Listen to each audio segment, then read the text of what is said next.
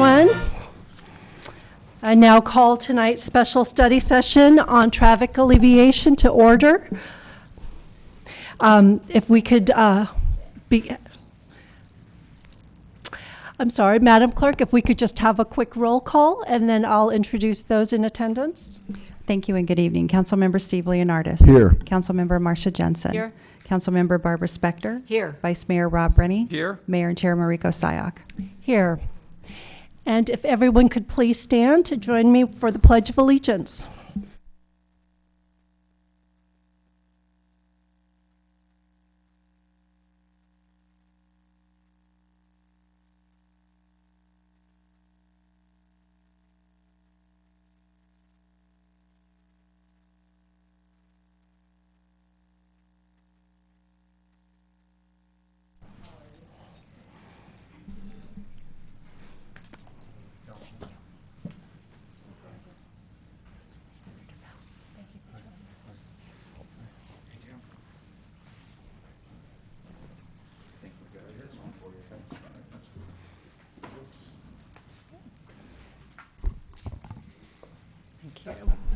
Okay, thank you, everyone. And again, welcome to tonight's meeting.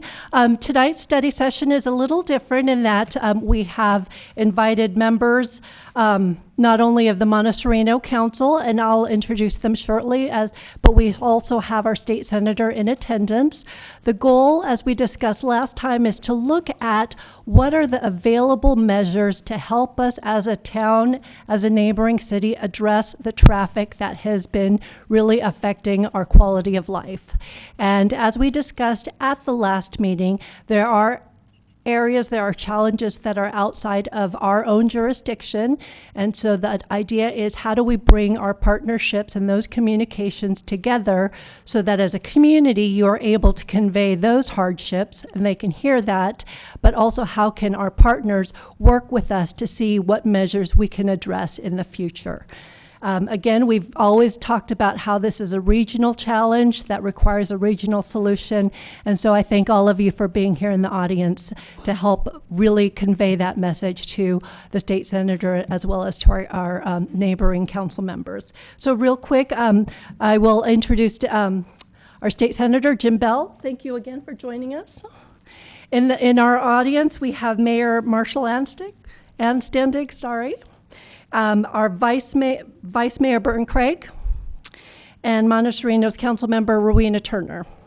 Okay, and if you would like to speak, we'd welcome that as well later. Okay, so what the format for today will be, I will turn to our staff for a report. There is a comprehensive written report as well.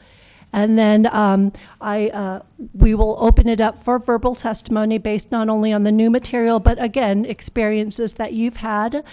If you have specific questions, we will take all of those and we will address them at the end of verbal testimony. And at that time, Senator, we'd welcome comments from you on what we can expect from the state side. And how. Okay. Great. Thank you. Okay. Thank you all. Mr. Morley. Thank you very much. Matt Morley. I think we have some verbal communication Yes. that we want to take care of. Yes, thank you for reminding me that before we get into the business of the day. We do have verbal communications, and this is the time for anyone who would like to address on issues that are not related to traffic. I have one speaker card, Angelia Dorner.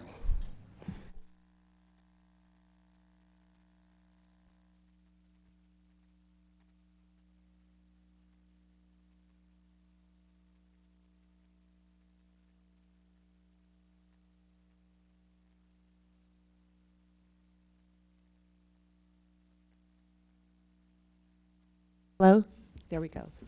Hello, Angelia Dorner, proud resident of the Almond Grove. I just wanted to apologize to the senator and to our fellow community community members in Mont Sereno for the lack of attendance of all of the residents because unfortunately I believe that we did follow the letter of the law regarding Brown Act as far as noticing of this meeting, but not the spirit of the law by providing ample opportunity for the community to participate in the discussions concerning the most important matter, not only affecting this town, but each and every person's quality of life, as well as their personal angst regarding safety for themselves and their friends. There was a late notice on Friday. The only reason why I even knew about it and put it on Nextdoor myself and sent a few emails out was because it had to be mentioned casually at the last council meeting. But the agenda was posted without any other kinds of notice. It was put on What's New if you got the email from What's New. But if you go to our town website, there's a big difference in what was in the email. All of the things in red, this meeting, the Planning Commission meeting, all of the great disaster stuff, which someone spent a lot of time putting together, was in the email, but none of that stuff made it to our website. So I'm not quite sure. Hopefully we could correct that in the future. And I do appreciate all the effort that staff has done to do this, and just wish that more people had known so that they could be here. Thank you. Thank you. Okay, so we are now going to go into the details of the study session. Again, there is a written report that reflects the work from September 5, as well as bringing us up to date. So, Mr. Morley, if you can walk us through that. Thank you very much. Matt Morley, Director of Parks and Public Works. So we're excited to talk and have a conversation. As soon as I get this thing on.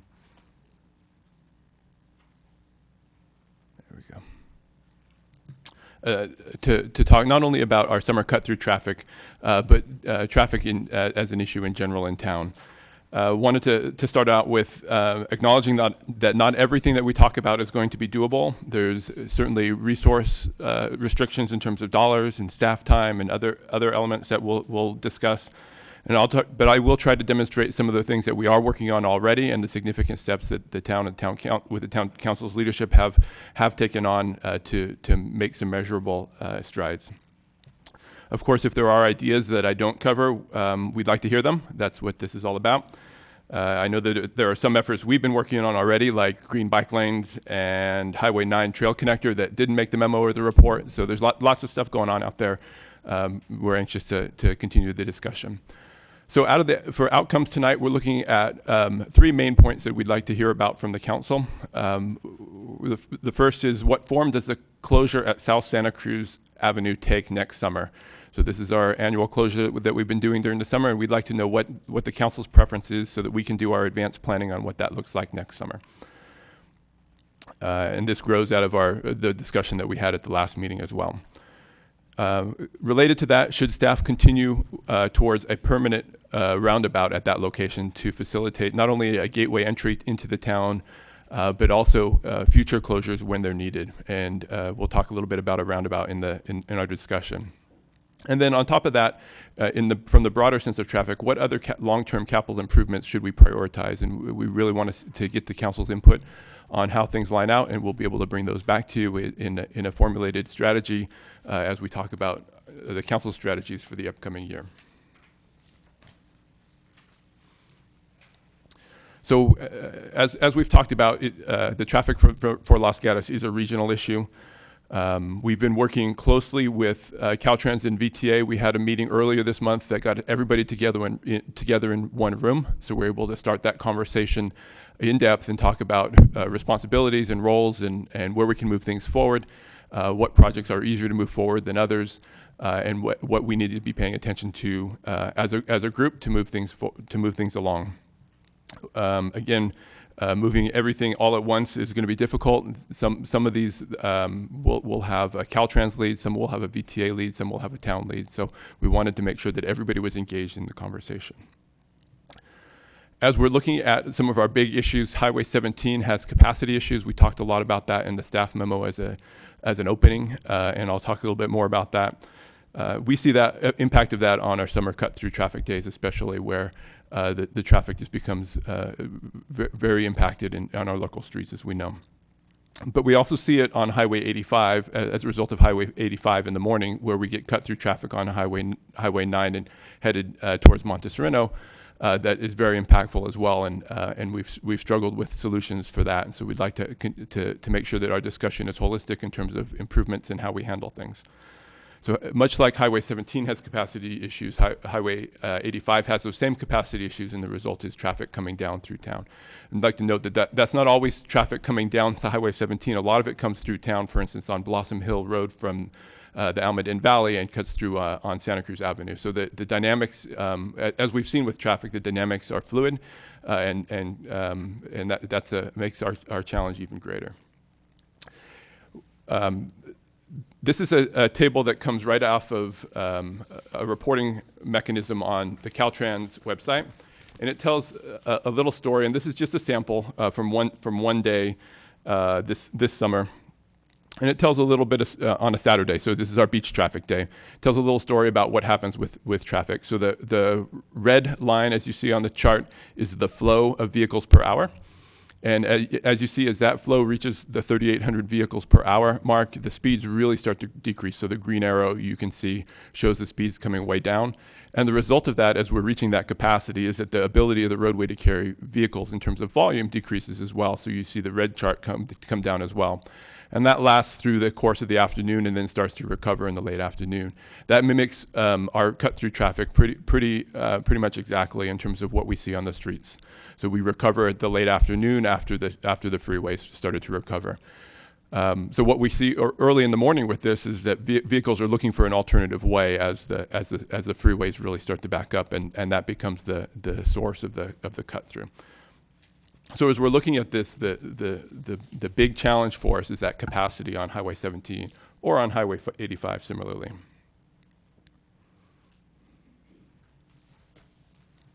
As long as we're into data, I thought I'd aggregate a little bit of the data that we provided to you along the way through the reports and the addendum and desk items. So we wanted to make sure that you had lots of data, lots of raw data to be able to look at, and I know it becomes overwhelming, so we wanted to start to summarize a little bit of it. This is interesting information from my perspective in that it identifies our eastbound and westbound traffic on Highway 9 headed towards Highway 17. So what we've done is we've taken those two segments as being significantly important. I'm going to zoom forward just because sometimes some people work better on a picture. And so this is the orange line is Highway 17. The eastbound traffic is on the left and the westbound traffic is on the right, sort of headed towards 17. From the boulevard on the right, headed west, and from downtown on the other side headed east. So I'll go back to the numbers because the numbers are hard to read here, but they're easier reflected on the charts. So the first table here is what happens on our weekend averages. So I wanted to show you that Saturdays and Sundays are a little bit different. The Sunday traffic is a little bit less, a little bit lighter than what we experience on a Saturdays. I think we all knew that. We see that on the weekends when we're making our way throughout town. Saturdays on average tend to be a little bit more difficult to move about. And the numbers certainly reflect this. We think that having these two stretches of road really reflect the impact of cut-through traffic to the town, because everybody who's flowing through town is ultimately looking to get back on the freeway at these locations. I think we've had this discussion in the past when we talked about whether we should have closures on Saturday and Sunday or just one of the 2 days, and this may help to further the conversation on that. So this is the same two stretches of road, so headed eastbound towards 17 so this is from the downtown, and headed westbound from Los Gatos Boulevard, the same two stretches. Comparing the pre-closure data with the post-closure data. And if you remember this year in May, I think third weekend in May, we had a heavy traffic load in the downtown, almost very much like a summer beach traffic day, but it was right before the holiday weekend, so we did not have a closure in place. So this was a great comparison weekend for us in terms of numbers, and we felt it in town. I think the roadways really felt the impact of that weekend. So it's from a comparison basis, we like this comparison. It shows that on a Saturday on the pre-closure that headed eastbound on Highway 9, so this is coming from the Monte Sereno direction, we had 3,100 cars, and then during a closure day, that decreased by about a third. So a significant decrease during the closure. The closure numbers are an average of all of the closure Saturdays, so that you're aware of what that looks like. On the westbound side, a little bit different story, more of a status quo story. So headed from the boulevard towards Highway 17 on Highway 9, the traffic was a 3% increase. So pretty much a status quo, not a whole lot of change there with that number. And then you can see the similar numbers on Sunday. So a slight increase on the Sundays eastbound, but a little larger increase on the westbound. Again, we don't necessarily see the impacts on Sundays, but I think the numbers can feed into the conversation and be informative. So again, this just shows where those numbers are. And sorry, the font's a little bit small, so I'll move on. I wanted to talk about all of the projects that we've been doing, we've been working on, and all of those that we wanted to have a discussion on, or a good number of those that we wanted to have a discussion on. And I have highlighted those that we have in progress or have some direction from council in red, so that you could see all of the work that we've got started. So the roundabout at Wood Road is one of the important ones for the conversation tonight. We'd like to hear the input from the council on both points, whether what we should be doing this coming summer in terms of a temporary roundabout, and what we should be doing from a permanent roundabout if we should continue moving forward with that work. And then I wanted to give you a peek at what that roundabout starts to look about. So this is a graphic of what that South Santa Cruz Avenue at Wood Road roundabout could look like. And this is very early in terms of design, and really looking at the geometry of the roadway to see how things fit. A couple of things that we've noted is that it does bring the speeds way down as folks are coming off the freeway, so a big advantage from that perspective. It does fit in terms of town-owned property and a slight use of Caltrans right-of-way, so there'll be some permitting requirements with Caltrans if we decide to make this happen. And it facilitates on the sort of the bottom left of that roundabout, facilitates an ongoing closure there when we need it. So we'll be able to do it if the council desires or directs on the summer cut through, and also on, for instance, nights and evenings when the commute traffic becomes really difficult, as we've had recently, where the police department has been asked to close that roadway. So it facilitates our ongoing management of that part of town. Ultimately, what that closure looks like will materialize out of the design. Again, this is a concept and very early. Moving on with the projects, as you're aware, we did get direction to move forward with a Highway 9 corridor study. This will study the corridor between Montezurino and Los Gatos Boulevard and provide us with information with a real focus on addressing our local traffic needs. So if you think about a typical traffic study, they're looking at efficiencies and how you move traffic through a corridor.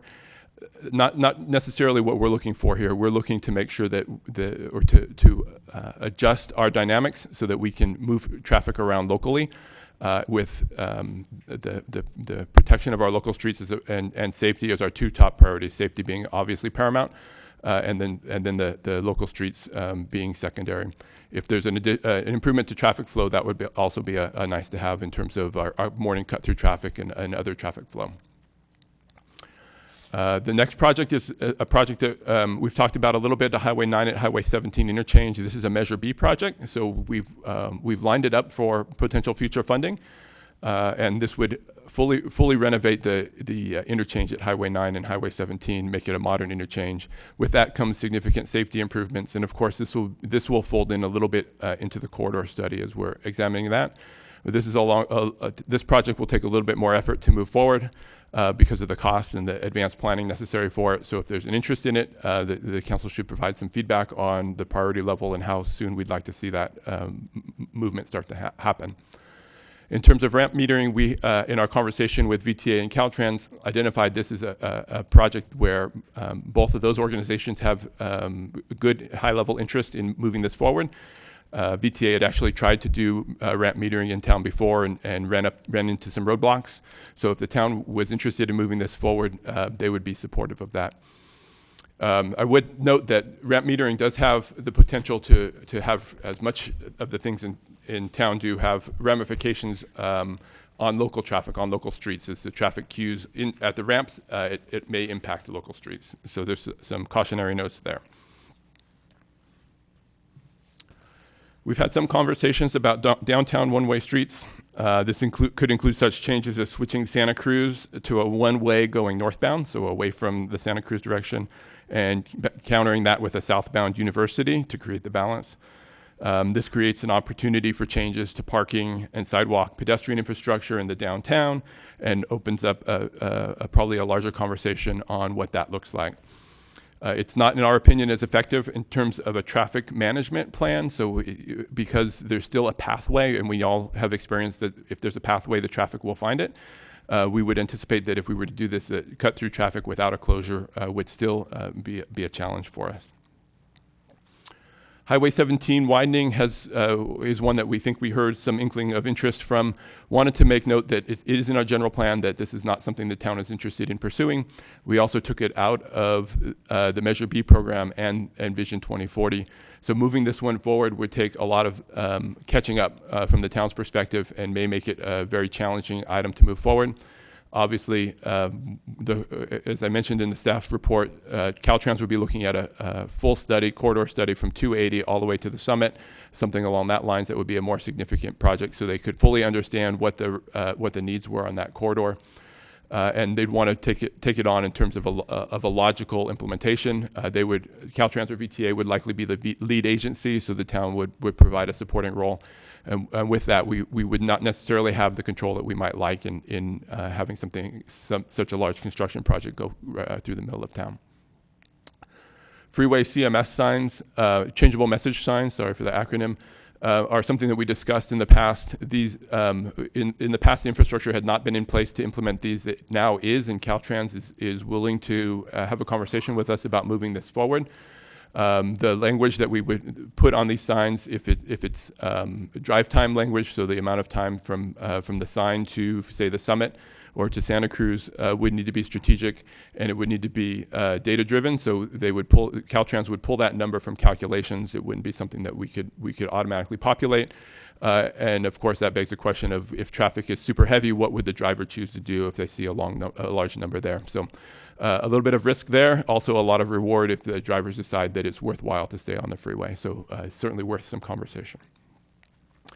We talked about reclassifying local collectors at the last meeting. This would help to move forward one of my priorities, which is protecting our residential streets as much as we possibly can. We're working on compiling that list now, and we'll be forwarding it to the mapping companies in the next month or so to get them working on putting those in place for us for the future. And speaking of mapping companies, we continue our work with the mapping companies. Again, Waze continues to be the one that is the most talked about, also the one that's most willing to work with us. We still have our neighborhood street no left turns in place in Waze, sort of behind the scenes. So those are in place and still working should we need them on a heavy weekend. Ultimately, I'll have to have that conversation with Waze about modifying that or making how we go about making it permanent. But the nice part about that is there's a conversation ongoing, and having that step is a positive. Waze did actively reach out to us to ask about our needs on residential streets and how their mapping system is diverting traffic to those residential streets. So for them to separately reach out to us was also a positive note from my perspective. So some of the pushback that they're getting, I think, is starting to work, and we're continuing to be insistent and collaborative with them versus heavy-handed. So we're trying to toe the line on that one and really work with them. Intersection markings is a category that's new to us. We have talked about, I think at the last meeting, a little bit about marking intersections, signalized intersections as a sort of a keep clear the box type of a thing. Also the potential for cameras, intersection cameras, that would identify those who are blocking the intersection when they shouldn't be, and would provide the opportunity for citations through that means. It's a different way of handling traffic. It's the sort of the stick instead of the carrot, and we're not sure on how that addresses the cut through traffic rather than sort of handles it on the back end. Certainly worth conversation. We have done not a lot of advanced work on that one, but if the council's interested, we could certainly look at that in our strategic priorities. As you're aware, we had a number of weekend events this year. The weekend events were numerous trials in various forms to to bring a sort of a take it to the streets type event to the downtown. So being able to close Santa Cruz in various formats was educational to all of us. We learned a lot in terms of putting on events and also in terms of how the traffic flows and what we need to do in terms of traffic. We have found from a staff perspective that they're resource intensive, doing the closures and making sure closures are safe in terms of the people inside the closure and the vehicles approaching the closure to make sure they're safe as well. So a lot to go into that. We have also found that weekend events are very difficult to run without having the closure in place. Because the pathways, again, those pathways around the events quickly become known to the applications, and they utilize those quite a bit. We've got a traffic signal upgrade in progress. We do have a $500,000 grant from VTA that we're working with. We're also trying to leverage those dollars as matching funds for future grants that would allow us to continue to move forward with our smart technology implementation on traffic signal upgrades. This is a project that that we're continuing to push on. We have a greater need than we have funding right now, but hopefully that will materialize as we continue to look for grant opportunities to move forward with that. And a couple others. School busing is a project that we're just starting to kick off this week with some rollout meetings. And we'll be bringing a consultant on board very soon to help us manage this and do the feasibility study. So a very concentrated study on whether this is viable for the town or not, and really doing the outreach to parents and seeing what the ridership is going to be. This is a congestion management program. It's not an all-inclusive bus every student to school program. So it's really focused on where can we have an impact on traffic with this. So that'll be part of the assessment as we go forward. And then most recently at the last council meeting, we brought forward an auto trip reduction initiative, which really starts to look at traffic holistically and to identify what we can do to change the culture in town in terms of transportation. And sort of one of our goals in that, if you think about it from a big picture, is if we can get folks when they're about to go somewhere to at least think about what mode they're going to use in order to get from point A to point B. I think that would be a great small victory for us. And ultimately, we hope to change the culture and get folks out walking and biking and taking advantage of the beautiful amenities the town has to offer in that regard. I'll stop and pause and take a breath and let the town attorney handle some of the legal items. Good evening, Council, Mayor, Senator. Based on your direction at our last meeting that we discussed this item, I've done some very preliminary research on the ability to file litigation against the mapping application companies. My research showed that I was not able to find any lawsuits in the United States that have currently been filed against mapping application companies in regards to cut-through traffic. I also talked to various colleagues at the California League of Cities meeting that we had in September and talked to them about if any of their cities were considering any recourses or litigation against the various mapping companies, and I was not able to find any that were even considering that at this point in time. Although my research didn't divulge that there's no one else doing it, that doesn't mean that we couldn't attempt to file litigation. Everyone knows that anyone can sue anybody, and there's many potential causes of actions that I can think of, including the ones that most have mentioned, the public nuisance theories and many others. So it is potentially still to file litigation. It's just that no one else currently is considering that I was able to find. However, in my opinion at least, the idea of filing a lawsuit in order to bring the mapping companies to the table immediately and get a settlement is just not realistic, in my opinion. In all likelihood, litigation would be very, very, very expensive, hundreds of thousands of dollars, and probably wouldn't reach a settlement quickly. I base that opinion on a few different research items, in that the mapping companies are in very expensive litigation amongst themselves as to who's developed the different mapping applications and are spending millions on just their own litigations fighting over how important these mapping applications are to them. And they spent billions of dollars even on their own mapping applications. I say in the report, Waze now boasts over 50 million users. And millions of the people are using it in order to try to alleviate and find different ways to get through traffic. And also, if you look at every single time, any article talks about it, the Waze PR keeps on their core principle is that the public roads are intended for the public, and they intend to use those to help their users navigate the different roadways. In addition to those core principles, and what I found also, there's also a very interesting theory that they might use as a defense, and that's found in 47 U.S. Section 230 that provides immunity actually to from liability for producers and users of an interactive computer service who publish information from others, kind of way these mapping applications would be used. I think it's a stretch, but it is possible that may be why many aren't filing this litigation, is because they believe they have immunity from this type of liability. So based on my previous research, I don't believe we should be filing litigation against the mapping companies. I think, as Matt said, we're making progress working cooperatively with the mapping companies instead of trying to be heavy-handed and file litigation. That being said, if council's direction is let's go file litigation, then you should direct me, and I'll find a law firm that is willing to take this on, and I can bring back a much more in detail of what type of cause of action would be viable, and we could discuss the pros and cons of that and the likelihood of success, and all of that would occur in closed session, so you can get a very viable picture of whether litigation is even a possibility. Did you? Yeah. So with that, in your packet, I provided a table similar to this. This one has the projects that we've been working on identified in red, much as I did in the PowerPoint presentation. It was really meant as a working document for you to try and provide another tool for you as you're working through the discussion. I wanted you to be able to see our perspective on the impact on cut-through traffic, the impact on overall congestion, the impact on safety, and sort of a time frame for implementation. The columns that are left blank on purpose for your use if you wanted to use this as a crib sheet. And we do have a version that we can put up on the screen if it's helpful for you as you work through this.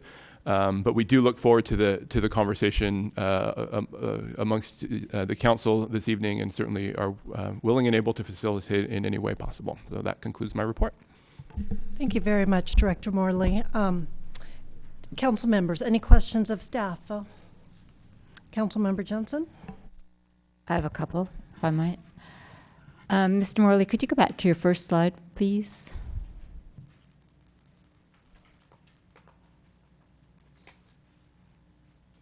So our staff report and my recollection of the September meeting was that the input we got from the public was in the majority against a continued closure. And our staff report says that the council did not adopt staff's recommendation for a continued closure. So I'm wondering why the first bullet point says, what form should the closure take? That assumes that the council is going to continue a closure. So why is it presented in that way? And does council in fact have the option at this meeting to say we would like to discontinue the closure? Yeah, thank you for that question. And the verbiage had been meant to provide the opportunity for council to do a modified closure, the closure as it's been, or no closure at all. And that was the intent of the language. Okay, thank you for the clarification. Then you presented some data early on in your slides that I want to ask about. Yeah, these. Mm-hmm. Well, actually the next one, well, both of them. So this one, okay.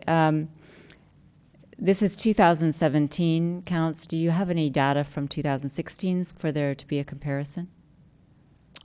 We did provide 2017 in the giant spreadsheet that came out in the addendum. 2016. 2016, sorry, yes. But I don't think that I have the analysis for the comparisons. So that's okay. I mean, so just looking at this slide, just looking at the 20% increase on the west side, I thought I heard you characterize that in your presentation as basically a continuation of the status quo, approaching from the west from Los Gatos Boulevard, because at least my personal experience is with the closure as it's configured now, all the traffic has moved to Los Gatos Boulevard and the collector streets on the east, because there's no reason to go west given that North Santa Cruz is closed. Does that so are you characterizing the 20% increase as a status quo? No, so the status quo was the 3% on the Saturdays. So if we're looking at the table on the westbound column, there's pre-closure 1,896 vehicles that came down Highway 9 from Los Gatos Boulevard, and post-closure 1,944, a 3% increase. And that was what I was calling a status quo. So the 3% number, certainly the 20% number is not a status quo number.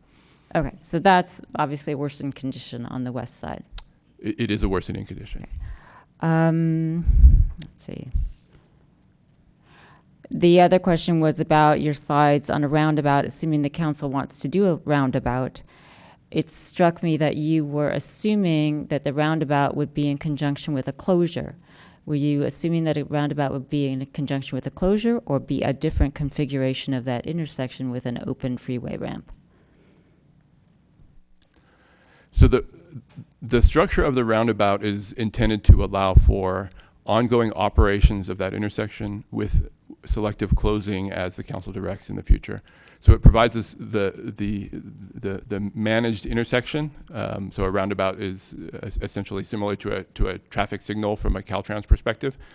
A managed intersection that allows for free flow. However, should the council decide to that a closure was something they wanted to do in the future, it facilitates that to bring the cost of implementing a closure down. That's part of the discussion we'd like to have tonight. Is this something that we should continue to move forward with? And that's why we brought the open-ended question, and are looking for the council's direction on where we're going with this in the future. Are we interested in continuing with a roundabout and facilitating an ongoing closure? Are we interested in a temporary closure next summer, or do we need to redirect at this point? And that's the discussion we're hoping to have. Okay, thank you. And actually, I'm going to ask a question on the roundabout related to that. The design, understanding it's conceptual in nature, that design does not, it does not preclude a closure, or does not, it's the same design regardless of a closure is directed or not. Is that correct? That's correct. So this could be something that never ever sees a closure if that was the council's desire. It could still be a great project for that location in terms of really driving the vehicle speeds down as they come off the freeway ramp, and still facilitating a nice even flow of traffic there. Also provides an opportunity for a gateway element if the council so desires. We'll have those, should we move forward, we'd have those design element conversations at a future date. And then just a quick question. There have been some closures that the town, well, let me clarify. There have been some closures that have happened because of accidents on 17 that have been out of our control, and we've closed it because of either CHP or other requests from Caltrans. This would only help in those areas, correct? That's correct. Those closures have been at the request of other agencies, and yes, this would help with that. Okay. Council members, Councilmember Spector? Thank you, Madam Mayor. Thank you, staff, for a good verbal and written report. A couple of questions. We talked about changing the street designations, I think from collector to residential. And the thought was that if we did that, then the traffic apps would not send cars through residential streets. Could the apps, in fact, change their programming so that they send cars through residential streets?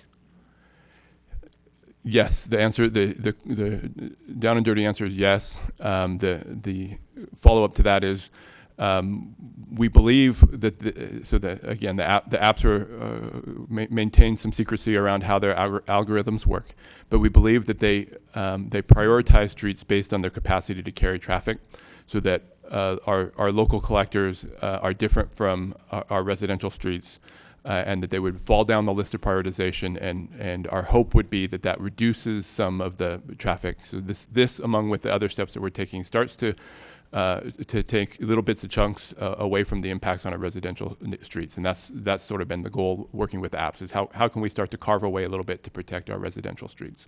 But if the apps read that all of the streets other than residential are bogged down, they could direct traffic onto the residential streets. There's nothing we can do to stop that. Correct. Okay. Then with regard to the roundabout, I understand from what you're saying and what you've written that that roundabout could allow traffic to flow onto 17, or it could stop it. What is your sense of the vehicles exiting 17 onto Santa Cruz? My observations, my life experience is people come off that 17 very fast. From your location of the roundabout, is it your sense that they will or have the ability to slow down and will know to slow down? Yeah, so the roundabout is structured to facilitate that, so it tapers early and provides a more restricted street to make it bring the speeds down, sort of like a traffic calming element.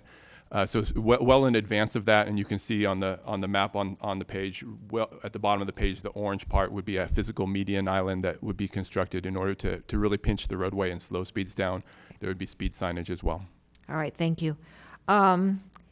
With regard to ramp metering, and this might be premature at this point, but with regard to ramp metering, let's say Highway 9 and 17, it doesn't seem to me that if we had that, it would help in our summer traffic. What is your sense?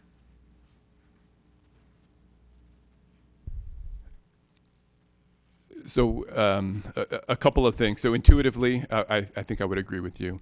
The stories that the information that I've heard in talking with Caltrans is in the corner of 580 and 680.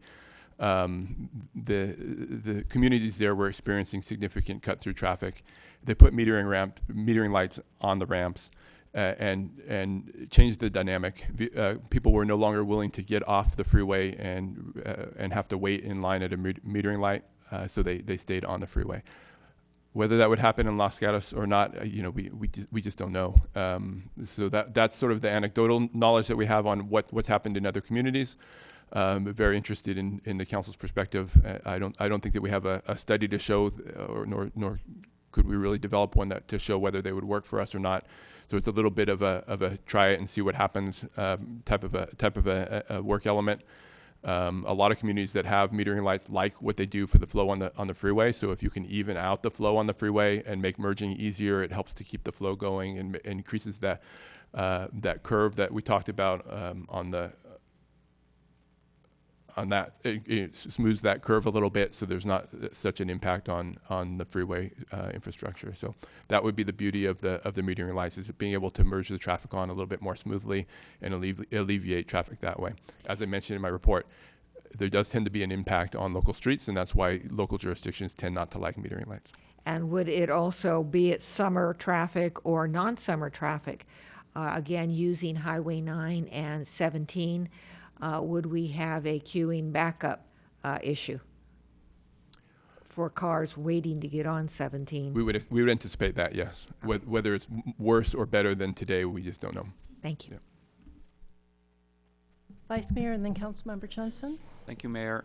So getting to the question of the roundabout and whether we can, or closures or continue closures and so forth, does staff have any scientific data or opinion of, does the closure make it worse when what people are calling East Los Gatos, off of Kennedy and Shannon and so forth? I understand people are getting affected. It's hard to tell whether it was just a worse day with even more traffic or it was because of the closure. So I know people feel affected. The question is whether staff has any scientific data to say, yes, it's because of. So we haven't done counts on the residential streets. I think it's pretty clear in looking at how the mapping programs are directing traffic on the weekends, that they're directing them onto those residential streets. We ran a series of snapshots of directions taken from 3 locations, from Cupertino, from Evergreen College in San Jose, and from Valley Fair. So 3 different freeway directions coming towards Los Gatos and headed to a destination of Santa Cruz. And all of the mapping programs sent them on the same path on residential streets, down Cherry Blossom and Englewood, and that east part of the town. So it's very clear that they've been sending them that direction, and the impact this year has been significantly greater from last year based on observation of what we've heard from residents and my personal observations on the weekends being out here.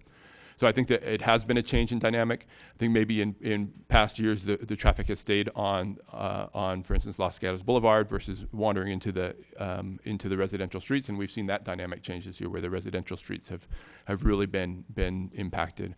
And that goes back to why I think a valid priority is protecting those residential streets. There may be some further discussion on the larger streets like Los Gatos Boulevard that are intended to carry a heavier traffic load, but for sort of creating a victory and a manageable target, protecting the residential streets, I think is a good one. So if I could follow up, so the question really is, has something changed in the apps that they're now sending them more into the streets? Is traffic even worse this year than in past years? It feels like it. One evidence was even with the closure, we were still getting downtown full of cars on certain really bad weekends, which we didn't get last year when we did it. So I don't know. Things are changing. More cars, apps are acting different, something. So we don't really have anything that measures whether they're still sending them into those neighborhoods if the closure is not there. We're just guessing at this point. Yeah, so I think the apps, as we talked about, prioritize the streets based on the size of the streets and the ability to keep traffic moving. So the apps would default to the larger streets. So first default is freeways, and then onto the arterials before they start sending it to the smaller streets. But certainly, if the pathway is quicker in terms of minutes or lengths of cars saved, they would direct them into the residential streets. Question and observation. Observation first. As a resident of the East Side, I know I'm not presenting data, but it is absolutely, positively, completely worse. And it's because there is no reason for an app to send anybody to Winchester or towards North Santa Cruz if they want to go to the beach, because the only way to get there is Los Gatos Boulevard. So there is no question, but that is worse on the East Side. That's just an observation. My real question is the proposal for the one-way street on North Santa Cruz and University. Page 7 of our staff report talks about that, and it says, this option cannot be sufficiently analyzed without some form of a third-party analysis. And I'm wondering, why is that? Why couldn't the council say, next Sunday, I'm going to make Santa Cruz one-way, and let's see what happens. And next Tuesday, I'm going to make University the other way. Why do we need to do a third-party analysis versus just trying it?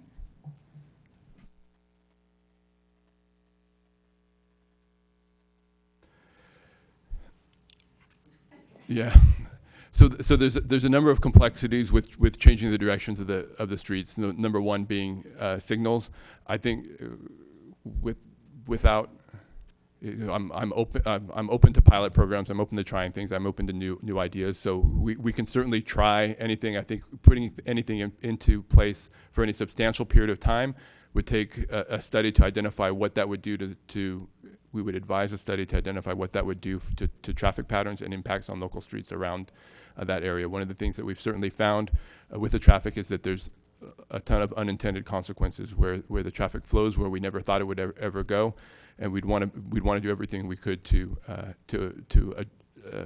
address that as much as we can in foreseeing it. But from a pilot program, I think it's something that we can handle. From an ongoing infrastructure perspective, there's some work that needs to be done in terms of identifying what needs to happen to the signalization, what happens to traffic coming off, where it goes, how it flows, what that does to the downtown area. And, Schultz, and did I you would want to just add say from a something? liability standpoint, just saying that we're going to do a Tuesday of a one-way, and then we'll go back to it the following day from a standpoint of striping and lane and signage could create just a catastrophe for us. So we would have to do some signage and restriping at a minimum to do that. Just to follow up on your response, Mr. Schultz, So for example, when we first tried the closure of North Santa Cruz, we didn't restripe anything, we didn't do anything, we just put up mobile signs that said closed. So why would it be different for a pilot if it was publicized well enough in advance and you had it for a weekend? And Captain D'Antoni's looking at me like, oh my God.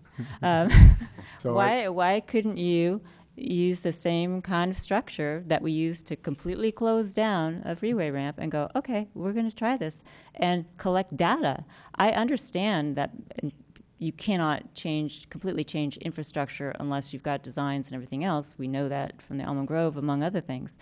But why couldn't we try something? That's my question. In the I same think way we closure's tried different. the closure. We can do with closures. You can put up the borders, the K-rails to prevent anybody from going there. But anyone from Santa Cruz who hasn't seen, no matter how much we publicize it, that's coming off the freeway at 17 and has done that maybe every week, one day a week, and goes straight through, you would be creating some potential liability without proper signage. And like I said, striping, because people see the yellow line and assume right away that's going both ways, as opposed to a single white line, which you would have if it's 2 lanes coming down Santa Cruz, one way or the other. It's going to have the white line instead of the yellow lines. So there would have to be some in my mind at least, there would be, or you could have potential liability for any accident. I think that opens up some opportunities for conversation around the downtown area and what happens there. Certainly, having 2 lanes of traffic going one way on Santa Cruz without doing something with that yellow stripe down the middle is very, very difficult and challenging from, as Mr. Schultz has said, from a liability perspective. But coning off 1 lane and doing 1 lane of traffic might be something that we could work through. It's super resource intensive in terms of making it happen. And one of the things that happens with traffic is it settles out over a period of time. So it would give you a snapshot, but it wouldn't necessarily give you how things settle out over time as people start to adjust to this new type of normal that would be in place if it was a permanent installation. But of course, as I started the conversation, we're interested to hear the ideas that we didn't bring forward, and this would certainly be one of those. If I could just jump in on a couple of numbers that are in the spreadsheet on 2016 westbound travel. So if you compare with the numbers up there, I'll just read a couple dates and what the numbers were for comparison basis. So on June 25th, 2016, headed westbound was 2175, so a little bit higher. On July 2nd was 2,088, and on May that's a 2017 number. So those are the 2 Saturday numbers that we have data for in the report that provide comparisons for you from 2016.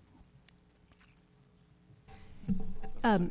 Director Morley, what could be helpful, I understand it won't be ready for tonight's meeting, but having that, if you could put that on some kind of a document so that public as well as ourselves can look at it after. Absolutely. Mm-hmm. Council, any further questions? Councilmember Leonardis? Thank you, Mayor Sack. Mr. Morley, we have this situation where we have this artery, Highway 17, and every time the blood chokes going through there, the whole town has a heart attack, and that's the problem. And in the past, it has been discussed that widening 17 is too much money, which on the surface it won't be cheap, obviously. It's in the general plan that we don't want to widen it. It was said that aesthetically it might not be as pretty if we remove the oleanders going down the middle of it.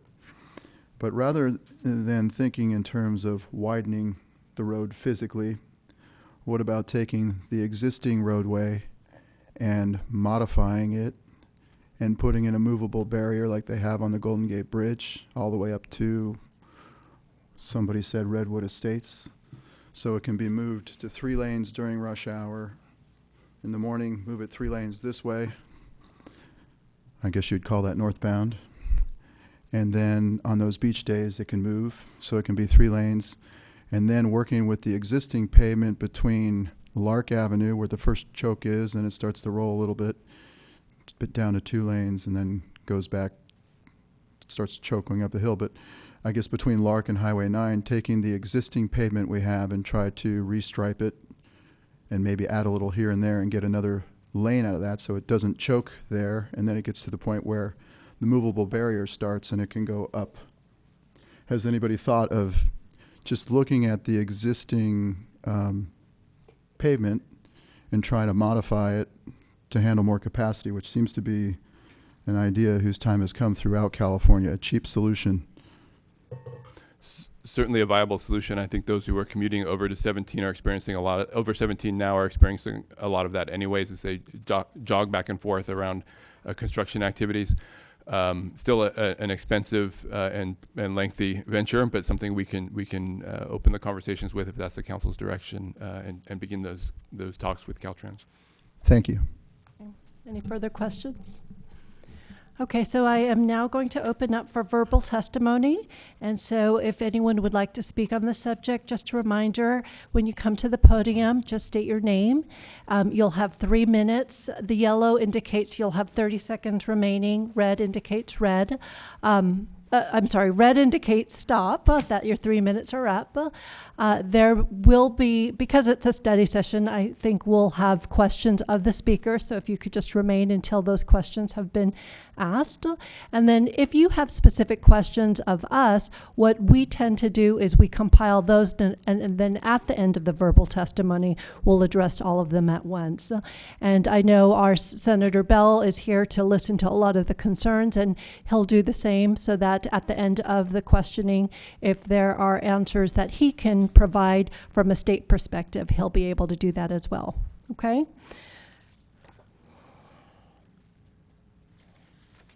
Okay, so let's kick it off with our own Montecito Mayor, Mayor Anstandig.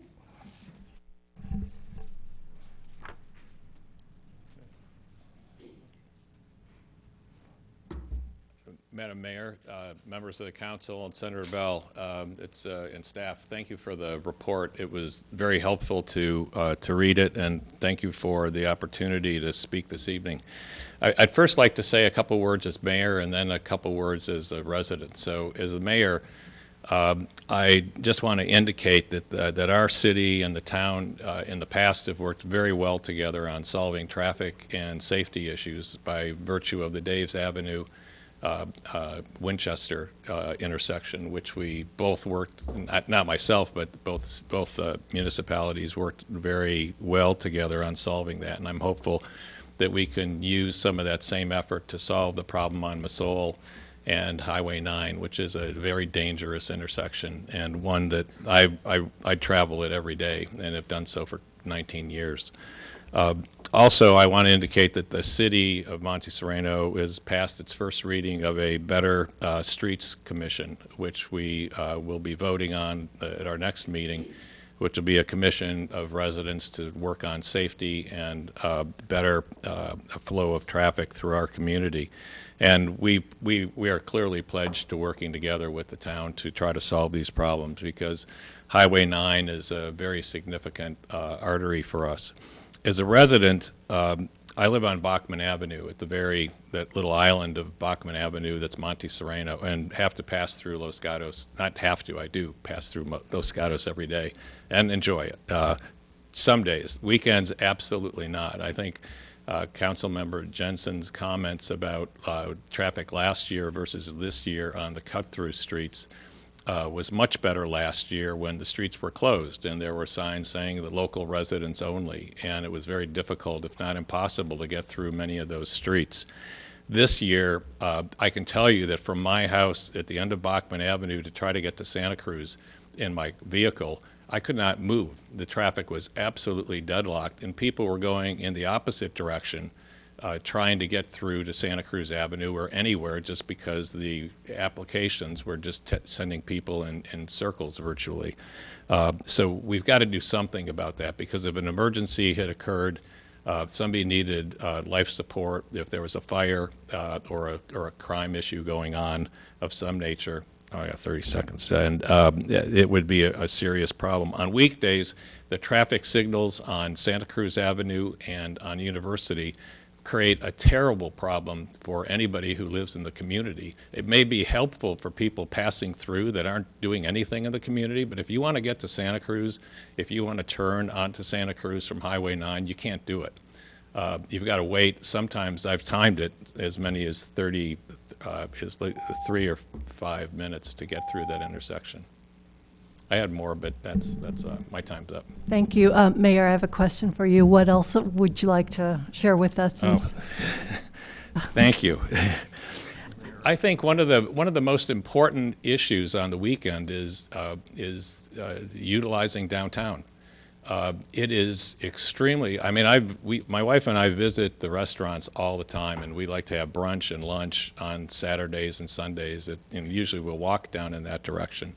And if you talk to any of the people that operate restaurants who are paying very high rents, because of what's happened just with the economics in our community, they're just not seeing the traffic. Dinner time's different because of the flow that we saw earlier about, the traffic not being so bad. But they are clearly impacted. And I know if you probably talked with them or speak with them about those issues, you'll see that that's a significant issue. And that affects the life of your residents and ours as well, because I know a lot of our folks come into this town as well. The other point that I last wanted to state was about Masol.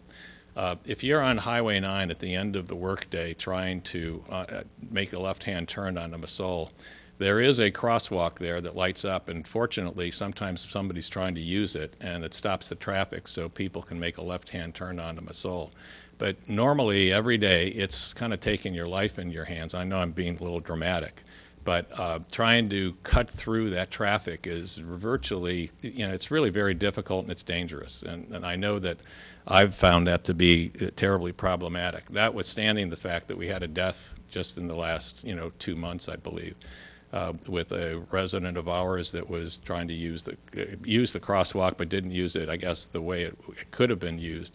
But the problem is it's all this traffic that's getting off Highway 17. It's problematic. And I really want to compliment Councilmember Leonardis' idea about what he was talking about on Highway 17. I know that would be a tremendous improvement to keep traffic flowing. I frankly would like to see a traffic signal at Masol. Because frankly, if it stops traffic and people find that they can't get through quickly, they'll find another way to get around, and keeping them from going through on Highway 9 I think would be a good idea. So anyway, I want to thank you, and thank you for your question to let me talk for another few moments. Okay, so any further questions of the mayor? Okay. Oh, Councilmember Leonardis. Thank you, Mayor Sack. Mr. Anstandig, or Mayor Anstandig, Yeah. depending on whether you're a citizen or a mayor tonight. Depends on the question. There are underground crosswalks. I saw them on the Alameda, where one can enter on one side of the street, go under the street, and come up on the other side of the street. Do you think that might be an idea that we can use on Highway 9 in Masol? Wow, building a tunnel, that would be, it's a possible idea to consider. We were once trying to work with Caltrans to try to solve problems on Highway 9, because we have a lot of residents that live, closer towards Saratoga that use Dave's Avenue School for their kids going to school. And we talked about building a bridge or a tunnel, and both of those concepts were just terribly expensive. But I think certainly a tunnel or a bridge over that area would be helpful for pedestrians. I think you're still going to be left with the traffic issue, and that, I don't know, the police department can probably speak to the effects that may have had upon accidents at that particular intersection. But I know that dealing with the traffic part, I don't think a tunnel or a bridge would solve. Thank you. Thank you.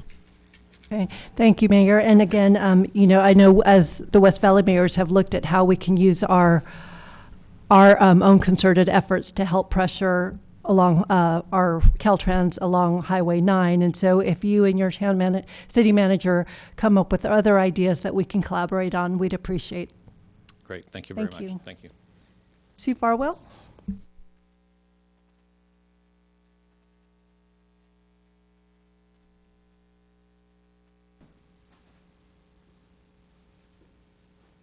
Good evening, Sue Farwell, 113 Edeland Avenue. Mr. Morley, would you mind putting up the widening in the one lane? So first I want to talk briefly about Highway 17, and I know it's not in our general plan.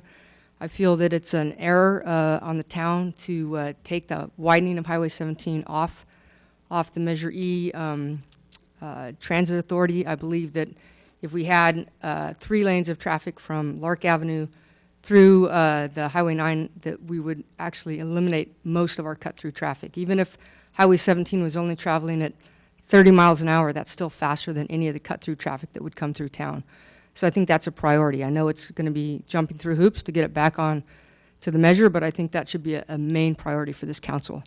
Going back to the 1 lane through downtown Los Gatos, and I think that we need to look at this issue globally. It's the traffic that has impacted our residents throughout the town is drastic, and the traffic that's impacted our historic downtown district is drastic.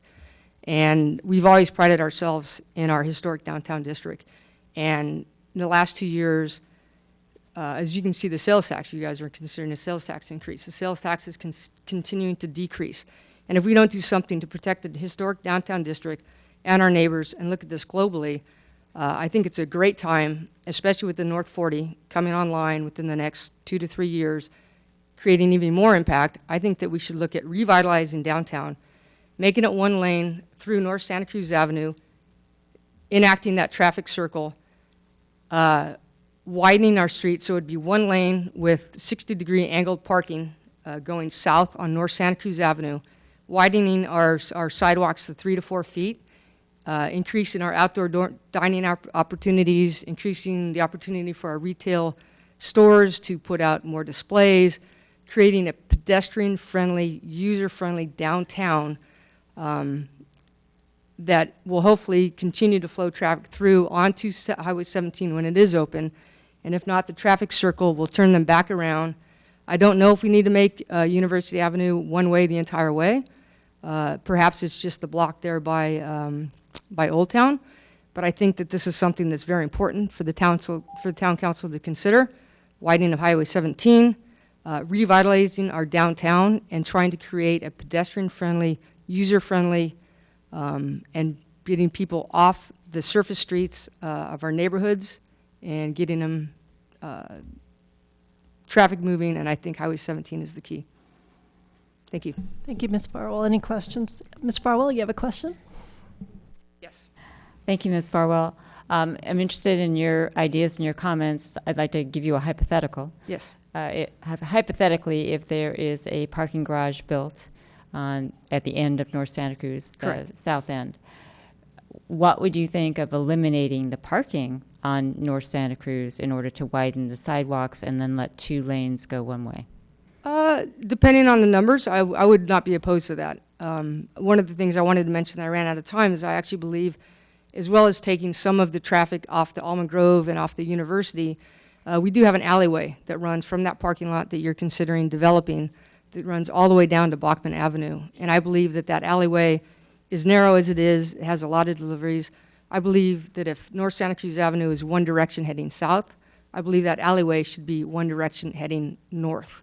And then it allows people to go and bypass the Almond Grove district, come down that alleyway, and have access to the parking lots that are actually on the east side. And it would be an easy flow of traffic with the new construction of that new parking lot if it was a 1-way down that alleyway all the way to Bachman. Thank you very much. Any questions? Thank you, Ms. Farwell. Thank you. Ginger Rowe?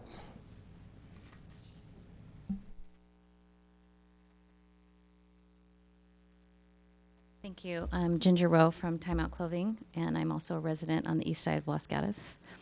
I just want to reiterate what Ms. Farwell said. Hallelujah, this town needs to be redeveloped. We need to revitalize our downtown. We need to do it before North 40 comes, because we're going to be in big, big trouble if they open and we still look like what we do now. I completely concur with trying the 1-way. Do it now. Don't wait till summer when it's really backed up and really problematic. We need to fix it, and we need to test it. It's not as bad right now. I really like the idea of right now doing the quick fix of the I think it was brought up in the September meeting of don't block the box intersections. That seems like a simple fix for the town with striping or painting or whatever you do on the intersection, not a huge outlay of cash. I love the idea of being more pedestrian friendly. There's alternatives in the meantime during the holiday time to block off certain small areas of the North Santa Cruz Avenue for pedestrian friendly shopping and dining for temporary use during the holidays. One of the thoughts that I had talked with Matt Morley about the parade day closure and the street closures, and one of the thoughts was, if the street is already closed on the day of the parade, why would you open it immediately and push everybody back out of town? And why not consider keeping the parade, shorten the closure and keep the street closed during the parade for an extended period of time? Because what happens, and that way we can encourage people to, hang around, shop, eat, and spend the day in Los Gatos. But what happens is the street sweepers come in and everybody is rushed off the streets and raced out of town, and then it kills our business on a Saturday. So, and that's a big important day for us on a holiday weekend. It's the way it is. It has been for years. Otherwise, maybe we can consider in the future doing the parade on Sundays, because that's never as big of a day. And one of the questions I wanted to ask you guys about recently, I experienced weekend before last when the fires and the smoke was so bad in the valley. I had to leave town. I was working in town and I was driving around town. I had to leave and go out to the Central Valley. And as I was leaving Highway 17 heading north, the traffic was backed all the way up past Camden Avenue. And I don't know the numbers, but there was no problem getting through town. There was no backups. There was no traffic congestion in any town, downtown or on the east side of town, because I traveled on both sides. And then I got on the freeway and it was completely stopped as if it was a summer weekend way past Camden, and dead stop, not even moving. And there was no problem, and the ramp was closed. Please don't close the ramp again this summer. Thank you. Any questions of Ms. Rowe? Okay, thank you. Jennifer Kroll?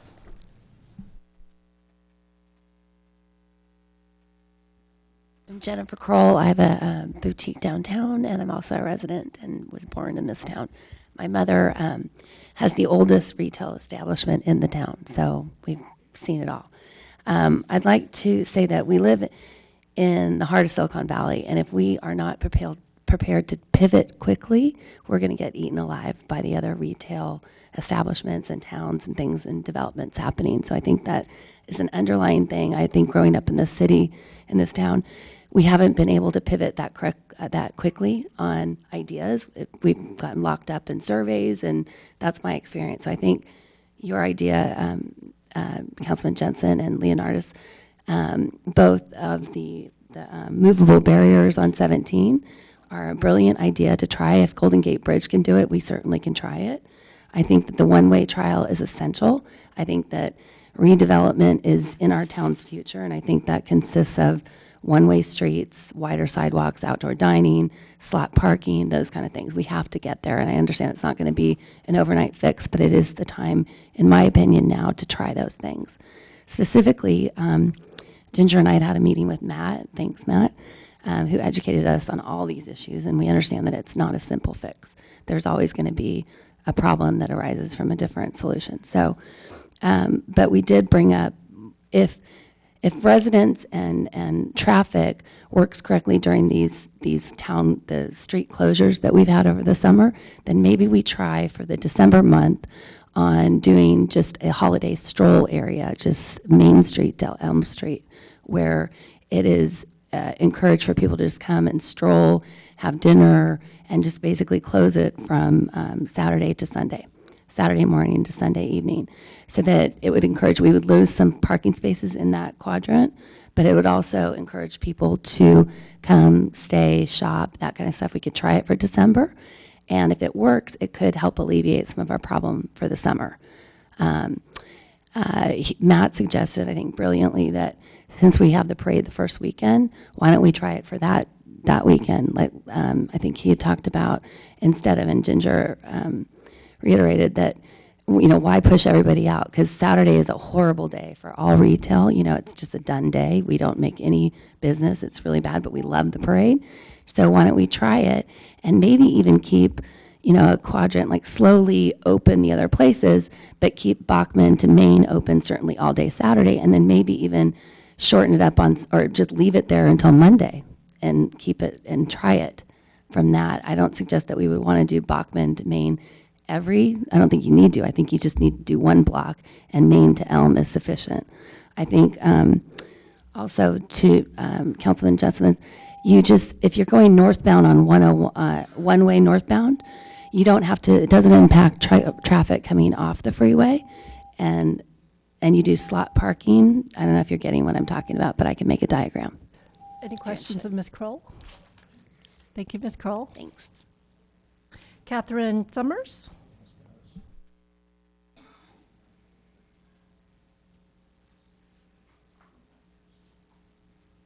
So I think I have a desk item. Do you guys put that up? Yeah. Maybe not. Oh, I have to bring it. Okay. Oh, I do have it. All right. Sorry.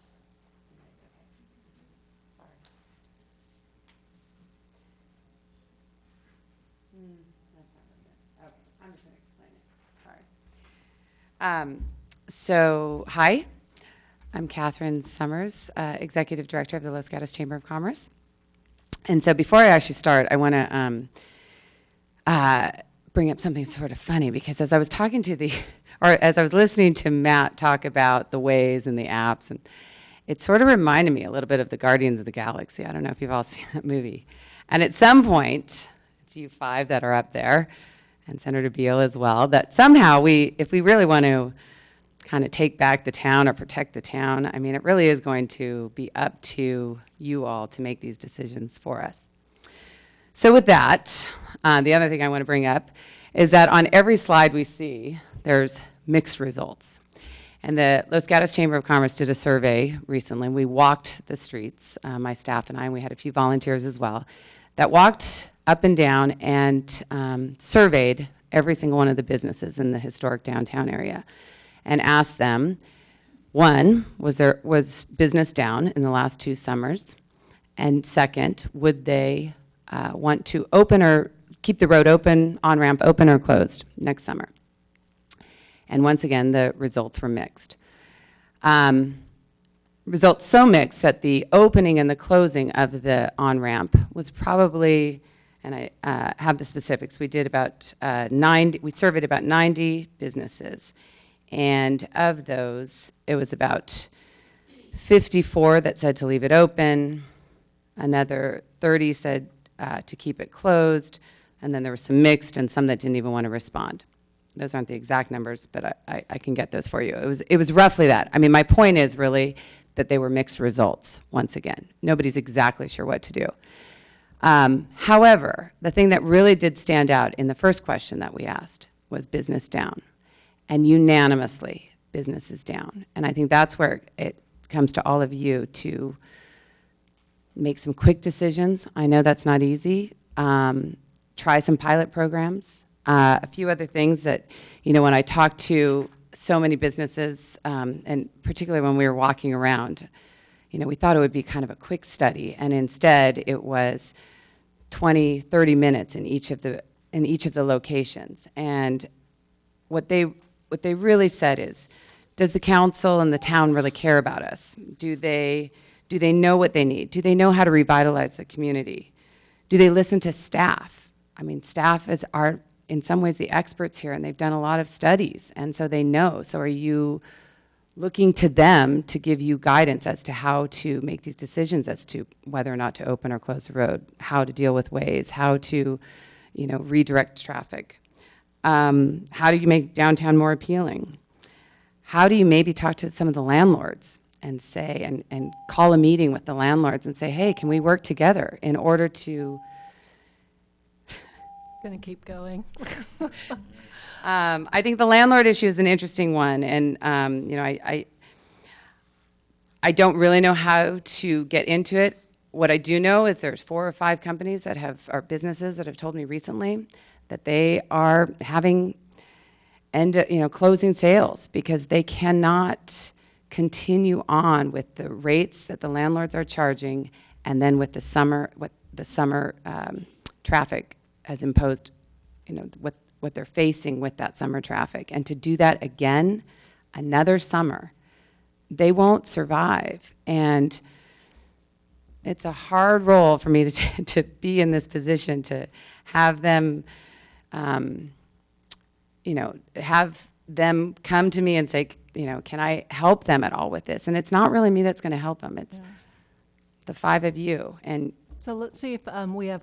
I have a quick question. Of the ones that you just referred to, were there specifics that they were able to point to that could be helpful? I mean, obviously there's so much more than the traffic. There's rent. There's everything. Yes. But when they say, "Can you help us with X?" What's the X? I think the X is sort of that, how do you make Los Gatos again a destination? Because was it at one time a destination where people didn't care that they had to fight through traffic to get there? Was there enough going on, and was it vital enough that people would come no matter what? I think that's probably it. In most of those cases, that's it. Okay, it looks. Anyone? Vice Mayor. Thank you, Mayor. So a couple questions. I guess I would start with, did you look at any correlation between your mixed results, let's say those that said keep it closed, were those destination businesses where their customers couldn't get to town, versus the ones that said keep it open that are more passerby businesses? I would say we have some of both and maybe some that are a little bit mixed. Was there any correlation there? Well, so interesting that you say that. So, for example, and to be transparent, the Hotel Los Gatos, for example, said keep it closed. Testarossa was one of them that says keep it closed. The Toll House was kind of mixed. I mean, it is really interesting. So to answer your question, it is the small retail shops that would like it open again. And I think the restaurants felt that they did better when it was open. Walgreens, for example, huge reduction in business when it was closed. So, again, it's so mixed on who does well in it. So second part of the question, I worry a little bit people forget what it was like when it was open, because we had businesses screaming for us to close it then, and also neighbors. So I keep thinking, is it really have to be an open or a closed? Or is there something in the middle where we don't close it? So let's assume that maybe destinations do better with it open, and others do it with closed. Maybe we do a partial close some of the time, open some of the time, maybe half the summer. I don't know what the right mix is, but has any of that discussion gone on? Yes. So in our travels around town or walking around town, and in our discussions, a lot of the business owners did say, perhaps you would open it on a Saturday and close it on a Sunday, or vice versa. Or, they are open for trials and pilot programs. Of course, always the problem is those trials and pilot programs that Matt so eloquently tells us is that they take a long time to study, and we don't have time. So I hesitate even really coming up here, because there really aren't answers. I think that we have to try some new things in order to try new things and communicate. Communication with the business community as to what you're doing and why, I think, is huge, especially with the historic downtown businesses, is say, we're going to try this, bear with us, let's all be in this together. And, So third question, sort of related to this. Is the answer in whether we're open or closed or some other part, or is it something else? People still have to get to downtown. Is it all about the closure, or are we talking about something that really hardly makes a difference in the problem? I think you nailed it. I think hardly makes a difference, really, in the opening and closing of the road. I think it's something else that we're missing, and whether it's, I don't know. It's hard for me to answer that question, but I do think it's something that we are missing as a vital part of Silicon Valley, and whether it's, how to become that thoroughfare through, to Santa Cruz again, and what makes us relevant in the whole scheme of the whole valley. I think that's what we're looking for. And it's not an easy answer, but I don't think it's certainly not as easy as opening or closing the road. And so I think that's where you all have to take a look at everything else that's on, in the general plan and on the docket in terms of, some of the development projects and how, I think that's where you really have to start considering things. Thank you. Member Johnson? Couple questions. First, picking up on your last answer, we're talking tonight about closing the road, opening the road, and that was your survey. So I'm confused about your last discussion. Is your last discussion, we need to do something about downtown, and I'm not really going to make that all about whether the road is open or closed, versus I'm giving you a survey where everybody I surveyed said my business is down. See, that's where I'm having trouble with your discussion. So what I wanted to do tonight, and this is a little bit of my own opinion, I wanted to come tonight based on my survey results and say, darn it, open that road again, because that's what I feel you should do. The bummer for me was that when I really did go and survey people face to face, that wasn't the answers they gave me. And so I was conflicted in how then I present these survey results, because they are mixed. And so I think what's so telling in that, and yet at the same time, the more important question, which really turned out to be the fact that all of their sales were down. Now, are their sales down? I mean, and everyone has their own opinion, but are their sales down because the road is closed or open? I mean, I don't know. Is there maybe something, there is really something bigger going on here. Okay. Follow up? So given that the context of your survey was, should we open or close the road? And they said that my business is down in that context, and that wasn't mixed, right? Correct. So then you said that you talked to people for 20 to 30 minutes, and I'm wondering if you talked to any business that said, my business is, for example, I'm looking at the second page of your survey, and there's a business that says, yes, my business is down, and it's down $1,000 a weekend, but I think the road ought to be open.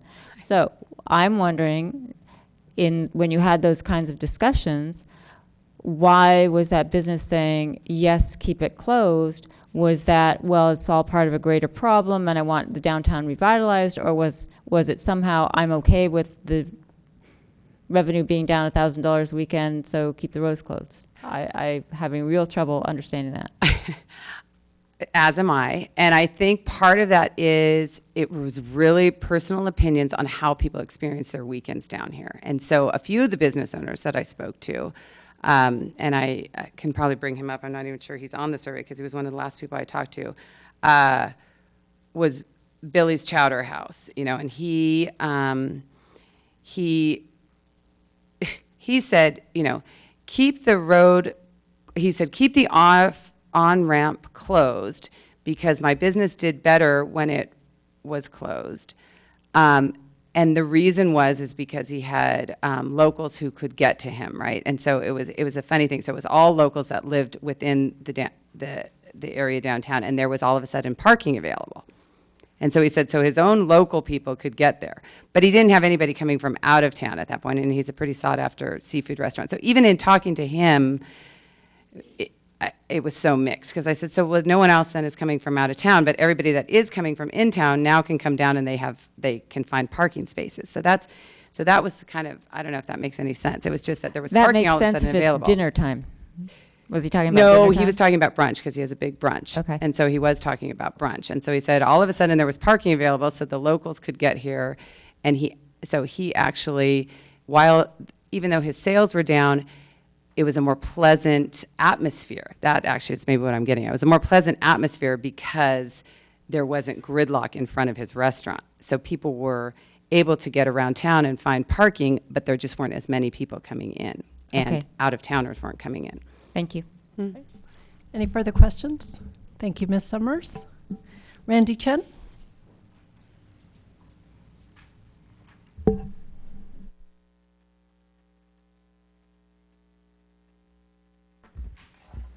Randy Chen. I live at 118 Edelin Avenue. I also work for the Chamber of Commerce. So I'll just talk a second about that survey because I too was walking around with Catherine. So, I mean, as we said, regardless of the opinions of the business owners about whether they wanted to keep the closure open or keep the closure or not, everyone's sales were down considerably. Two of the businesses said they were closed on Sundays, Tassels and I think it was Serape Rugs. They said they decided to close on Sunday because there just weren't enough people. And so whether they thought that it should be open or closed, which really was just a personal opinion, they had really no data, something has to be done because the businesses in downtown are dying on the summer weekends and it just can't continue. I certainly don't have the answer. You know, as we know, closing the on-ramp just created different problems that weren't there before. So I live downtown, so I can always get downtown because I can walk, but I couldn't go to Lenardi's because I couldn't get home. So, you know, it works both ways. It's not just downtown, it's the other businesses that suffer as well because the downtown residents can't, well, they can get there, they just can't get back. But one thing I think we should really look into, which this is a resident perspective, not a chamber perspective, is the Highway 9 interchange. If anybody has taught a teenager how to drive and get on the Highway 17 on-ramp at Highway 9, it is so short, it's not safe. And that is what I believe causes the bottleneck on Highway 17. I mean, I think adding a third lane and the zipper thing is pretty good, but if that intersection was a normal length and people actually could merge in a safe manner, I think it wouldn't bottleneck there. And it bottlenecks going north, it bottlenecks going south, it bottlenecks when there's not beach traffic, even when I come home from Santa Cruz. Now, it bottlenecks from Lexington going down, and it's all because of that interchange. And if we are going to spend time with Caltrains on fixing Highway 9, that is where I would put my money, because if that interchange didn't cause such a mess, then I think Highway 17 would flow a lot better. Thanks. Yeah, Councilmember Spector. Thank you, Madam Mayor. I'm talking to you or asking you a question with your chamber hat on. Okay. When you went around and you spoke to the businesses, you mentioned that Serape and Tassels closed, I think you said on Sundays. Do you know if now that the ramp isn't closed, if those stores are now opening on Sundays? Yes, they are. Okay, thank you. Questions? Thank you, Ms. Chen. Pat Wolfram.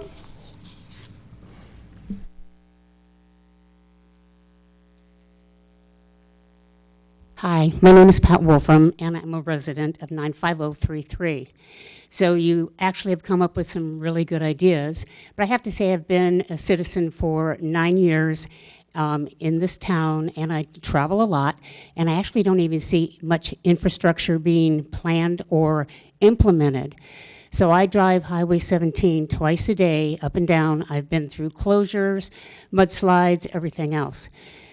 The issue with regards to the long term, it would be to widen 17. And how you would do that, I know people are much smarter than I am. I think they could come up with that. But you also have, as we all have learned, you also go Old Santa Cruz Highway. As soon as you can get over Bear Mountain, there's a lot of different ways that we try to go. Why can't you widen or move the Old Santa Cruz Highway for a potential another route? The other component that I've seen down in San Clemente, which is in Southern California, is they have a beach train. The beach train goes from Riverside to San Clemente, where the actual beach is, and that actually had decreased a lot of the traffic coming from Riverside on the 91, I think it was. So that's a potential. I know we had trains before. I know that they closed them, et cetera, but that might be something to look at, or maybe even beach buses. Something that you take a lot of people at one car. I actually love some of the short term that you guys have spoken about. I like the studies that you've done. I think the roundabout is a really good idea. When I come off 17 to go to the post office, I know I have to slow down immediately because I know there's people there. So I think the roundabout's a great idea.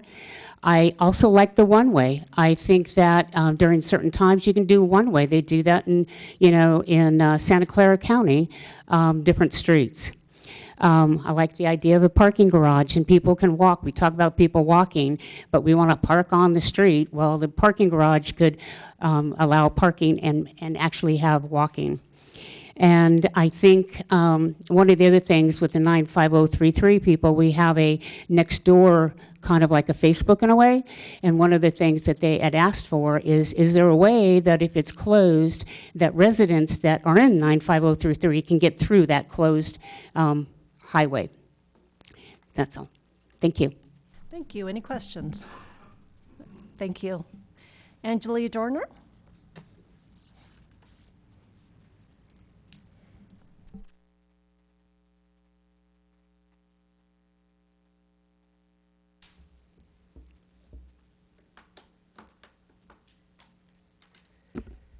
Hello, Angelia Dorner, proud resident of the Almond Grove. And a couple of points on things that were discussed earlier. Something that you must remember when you're looking at all of this data is that in 2016 we had significant road construction on Shannon and Kennedy all summer, as well as work by Caltrans on the bridge over 17 on Highway 9. We also had town work on Highway 9 from LGB to Alberto. In 2017, we did significant work on Lark down towards Winchester. We also did significant work on Los Gatos Boulevard all summer long, from Lark all the way to Caldwell. And so the things that are affecting the east side of town could easily be affected by those, and those things need to be considered on an implicit basis, even if not on an explicit basis. With all of the things going on recently, you guys have seen this slide many, many times. My biggest concern, let's talk evacuation. Let's talk CERT, Community Emergency Response. I believe, Rob, that you are the lead for the Almond Grove. That includes this entire area. When we have gridlock, we have no other way to get out. People on the east side have other alternatives. Even if it's a bear, they have alternatives. We have no alternatives. We are blocked 100%. And according to our fire department, that could be 2,500 to 3,000 people are in that area right there. So we need to think about those kinds of numbers. One of the big issues with 17 is that there's less than a 2-mile stretch, but we have 6 different points where you actually have to merge from 3 to 2 lanes. If the ramp is closed, if the ramp is open, I'm sorry. You could take the mic. 17 is usually solid red. But if the ramp is closed, what typically happens, because what I do is I look at the traffic map, the Caltrans map, and I look at the colors all day long, hourly, half-hourly, during the summer and during the winter. That's what tells me if 17 is moving or not, or if we're having cut-through traffic. When the ramp is closed, it stays red to about Highway 9, but it typically changes to orange just after Highway 9, and often is green before it even gets to the downtown ramp, because that downtown ramp is creating additional significant issues. My solution, as I've talked to many times, all relates to Highway 9. We must consider all the development that's going on. The left-hand side, we need to put a light at Masal. I've talked with you about that a gazillion times. We need a smart signal at Masal, Santa Cruz, University, and Alberto to make Highway 9 effective all the way across. We also just need to close the on-ramp onto 17. There's no reason for it to be open. No reason. Vice Mayor, you have a question? Yes, thank you. Ms. Dorner, could you go through the Highway 17 and the 6 points much slower? I know you're trying to get in your 3 minutes, but I'd like to see it a little bit slower. If I didn't want to respond to any of those things up front, I would have done my 3. But I just always have to add something. But I would appreciate the opportunity. Thank you. If you look at the first section over here, which is 85, and you basically have to merge from 3 to 2 lanes prior to all of the intersection on Highway 17 and 85. That merger lasts for about a little less than 1/10 of a mile as far as the frame that you can merge in. Then you come down to 17 on this side, where 85 is merging into 17. Then you come down to Lark Avenue, where once you've crossed the bridge over 85, you turn back into 3 lanes at Lark. You're doing 3 lanes on Lark, and you actually get to go all the way, quite a ways, almost a little over a half mile before you have to get rid of 3 lanes back to 2 lanes again. And then you get to go almost 1.6 miles before you have to go from 3 lanes to 2 lanes again and allow for Highway 9 merger. Okay? So then you only have 0.8 miles before another merger, which is the downtown ramp. So you've got a total of about 2.5 miles where you've got 5 different times where you're going from 3 lanes to 2 to 3 lanes to 2, from 3 lanes to 2, and you have 4 different merge points. The on-ramp, the last choke point, is the on-ramp onto 17 from downtown. The only reason why that ramp even exists is that it got put in place when they were building 17. So that has no purpose. My feeling is just close it and have it open like a train thing for emergencies. When the fire and the police need to get through, that gives them a completely safe route to do a leapfrog over everybody on 17. But as it is right now, they have to go through all the same traffic that blocks it anyway. So it's not even giving our emergency vehicles the opportunity or the luxury of having that access. So that's what I put that for. Ms. Spector and then Ms. Jensen. Thank you, Madam Mayor. Yes. Smart signals. You mentioned them, and actually I was going to ask staff about this, but I'll ask you, get your assessment. I would imagine that you would see smart signals on Highway 9 going east on various cross streets. Is that what you would see? Going east on various cross streets. On highway, you would see smart signals on Highway 9, is that correct? I see, yes, but I believe that they should affect both westbound and eastbound because this portion here is not divided. All right, well, if we have summer traffic on Highway 9 and it's really, really dense and really, really congested and very close, what advantage would you see with having smart signals in that scenario?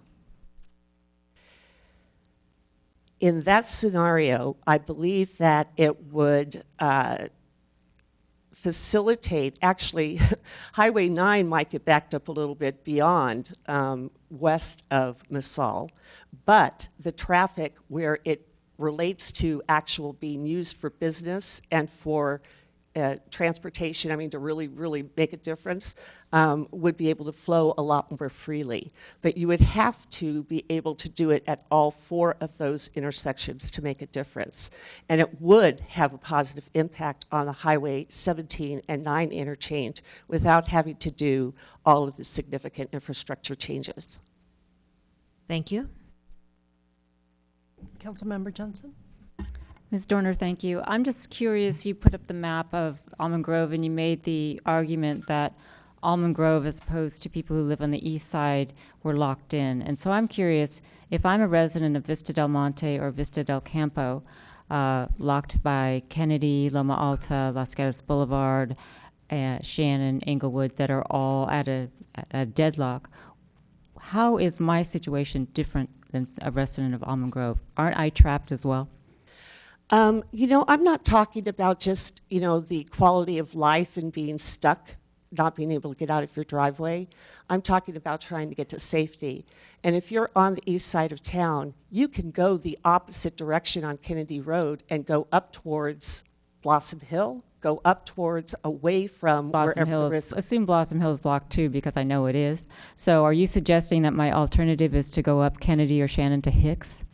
that is an alternative. However, let me just ask you, Ms. Jensen, did you consider all of the construction that our town was doing on Kennedy, Shannon, Los Gatos Boulevard, Lark, and Winchester this last 2 summers? So Ms. Actually, Sayah, the mayor doesn't want me to respond. I So don't want all a I'll back say and is that they forth. don't, we're talking about weekend traffic at this point for a closure of Highway 9, and that was, the construction wasn't going on during the weekend. Okay, to respond to Oh, your question more actually, directly, I then, prefer- the did you get an only answer? way is to get out on Ridgecrest. Thank That you, is Ms. the Dorn. only way.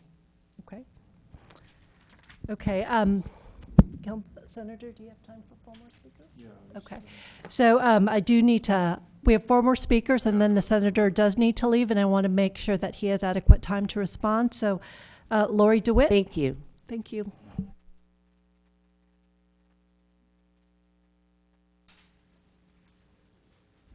Hi, I'm Lori DeWitt, and I'm a resident.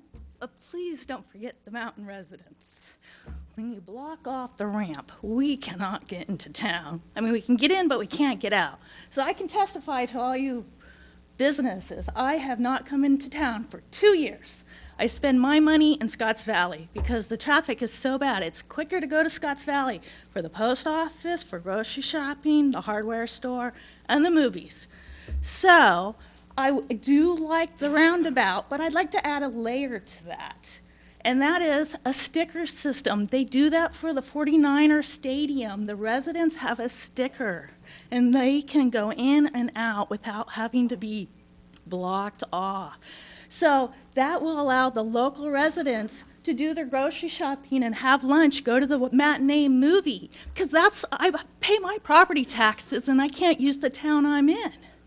So if you have the choke points with the stickers, we can come in, and then you can let us out too, but then those who are not residents are turned around. So I know it's a difficult problem. We have horrible traffic because of ways up in the mountains. We got people who don't know how to drive on roads up there.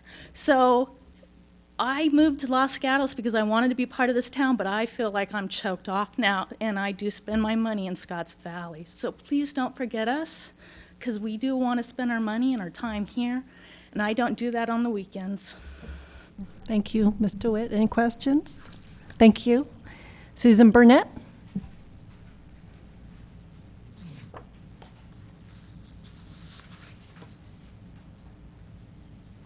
Okay, good evening. My name's Susan Burnett, and I live at 85 Ellenwood, and I've lived in Los Gatos all but 2 years of my life. I'm not going to give my age, but anyway, I want to talk about my experience on the weekends when the ramp is closed. I can get out of my driveway. Our streets are open, and I'm talking about from Ridgecrest to Ellenwood, Broadway, Glen Ridge, Massall, Tate, and North Santa Cruz Avenue.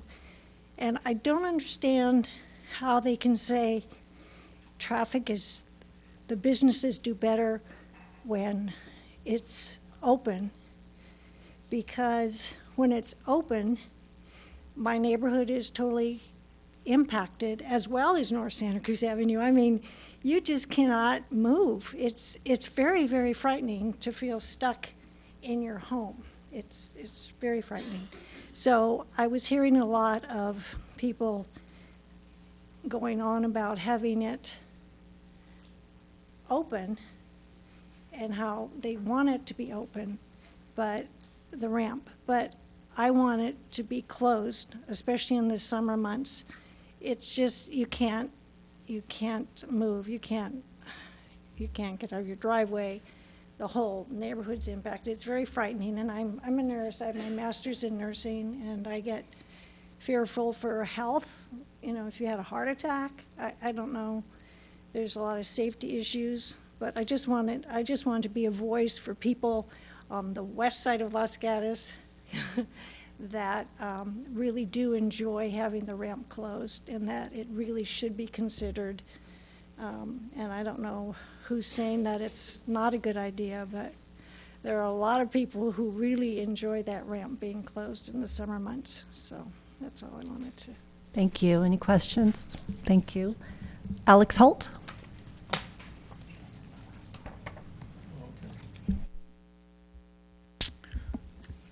Good evening, fine folks, and our lovely committee here. Thank you for listening to me.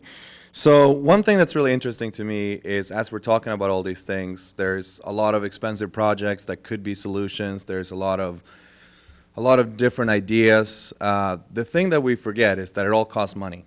And the fact is that our sales tax is way down and our business community is hurting very, very much. And I feel like we need to start in the right direction. We need to vitalize our downtown so that we get the sales tax back and that people enjoy coming to Los Gatos and it's a fun place. And I think that is very, very crucial because when the money starts coming in, now we have very smart people up here that can easily direct that money to solutions and solve problems. If we have those unfunded liabilities and other things that are weighing down as well as our money coming in goes down, that's called a bankruptcy. And I'm not saying that's where we're heading, but it doesn't look very good for Los Gatos if we continue down this path. It's not positive.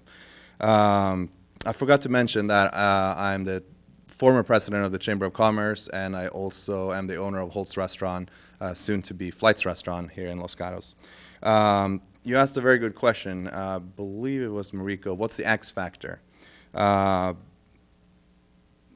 Didn't answer it very clearly because it's very complex. But in my opinion, it is not that Los Gatos in no way is not good.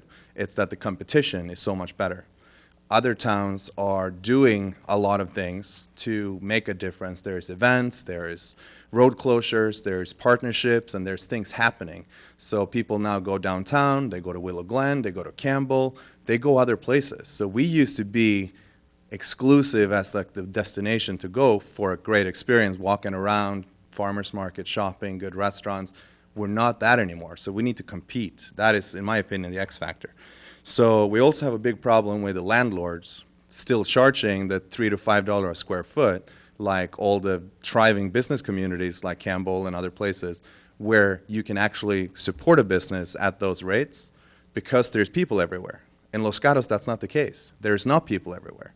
We solved our own parking problem by basically telling people, stay on the freeway, don't come to Los Gatos, and it's not good. Oh, wow, time flies. I love the suggestions from the council, trying things and making it actually happen instead of talking about it. The parking garage, I think, is very, very important to get it built and get it done and stop talking about it.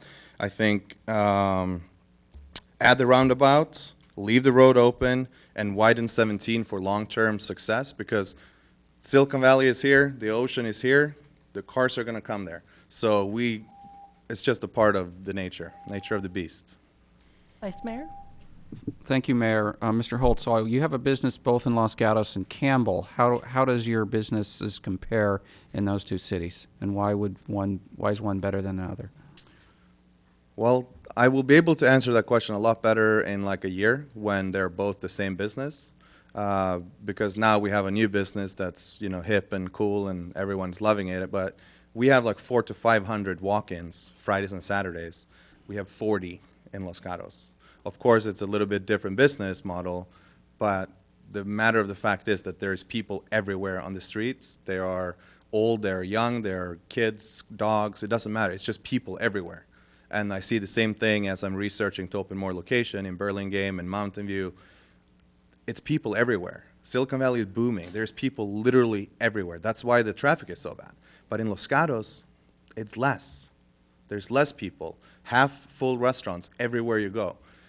I'm not going to throw businesses under the bus, but there's a lot of restaurants, for example, a lot of retail that are hurting tremendously, really, really bad.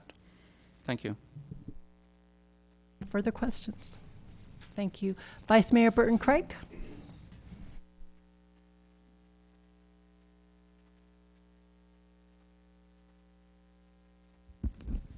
Hello, Council and Senator.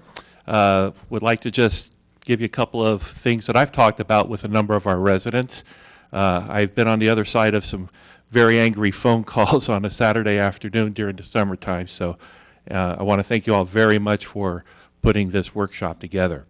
One of the things that I'd like to maybe present to Matt is I've been getting a lot of calls asking to see if we can't do something about the cut-through on Dave's, and Vineland Avenue. So if you could maybe work that into your equation, I'd sure like to be able to give some people some answers. For example, Caven, Palos Verdes, people are coming down Highway 9, coming down Dave's, coming down Palos Verdes, Vineland, and it takes a significant amount of time off. The other thing I'd like to suggest is a little bit of PR. I've really tried to structure any of my driving or any of my chores that I do on a weekend now. I head north do all my chores, and then work my way back as long as it's after 3 o'clock. And again, it's hurting the businesses inside of the Los Gatos community. I don't go to the Apple store, for example, in Los Gatos. I go to Oak Ridge, I go to Valley Fair. But one of the things that strikes me as I'm driving north and I'm looking at an absolute parking lot past Camden Avenue, I'm listening to the traffic report, listening to KCBS. Before that, it was KLIV. And it was traffic here, bad, traffic over there, accidents. Traffic on 17, no accidents to report. Nothing about a parking lot on 17. Nothing about taking alternate routes. Maybe take 92, maybe take 84, maybe take 152 if you're coming up from the south. I don't know if we actually send any type of press releases to these radio stations, or maybe think about taking out some advertising that says, hey, here's the beach traffic report for the weekend. Don't come. It's packed. You're not going to get there anytime soon. Leave a little bit later, or as Matt has been in the Mr. Roadshow column, he encourages people, get on the road early. Get down to Santa Cruz before 10 o'clock. Don't start your trip at 9 o'clock and expect to have a nice, smooth trip down 17. And then the last thing, yes, time does fly. I didn't really get a sense of how we can move more people into the downtown area on the weekends.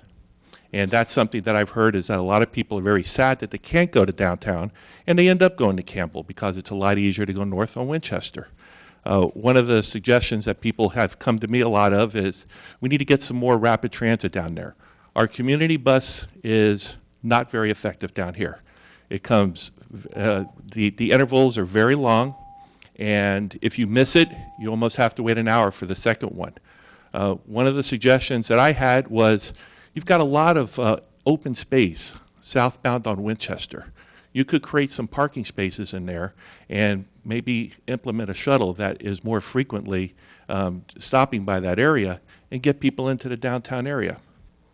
Just a thought. Do you have a question? Yeah, thank you. So on your messaging about, you were saying get out the message that the highway's full, don't come to Los Gatos. But how is that going to affect our businesses in Los Gatos if the message is don't come here?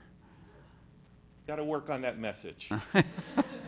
That's just an off the top of the head. Okay. But, I mean, I'm sure Santa Cruz doesn't want to hear that message either. I don't know if they've already talked to the radio stations and said, hey, guys, don't tell people how bad it is to come down here, because the radio stations never mention that there is a very serious traffic problem and that there's no passage going through Los Gatos, that's not a viable alternative. And they don't give viable alternatives. All they say is no accidents. And people are like, oh, great, there's no accidents on 17. I think I'll get in the car and I'll go head down there. They get to Camden Avenue and they're like, oh my God, what's going on here? They get off on Winchester, they cut over and they get on the Bascom, then they come south, then they start going down all the other little arteries. So we can just send the message, traffic's bad in Los Gatos, just stop and eat lunch for a couple hours and stop at Time Out Clothing. And Holtz would love that, I'm sure.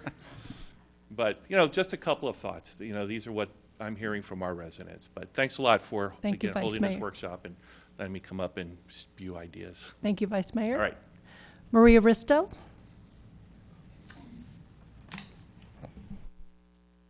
Hi, Maria Risto, 85 Broadway. I sit on a commission, but I'm speaking as a resident.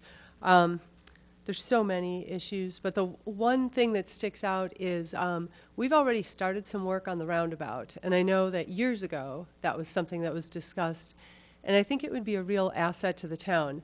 At this point, it's been brought up that we don't really know if a closure makes sense or not at 17, but there are times. I mean, just 2 weeks ago when there was a fatality and the ramp had to be closed, instead of having flares all over and having to create this whole closure, it allows us to close off the freeway when we need to.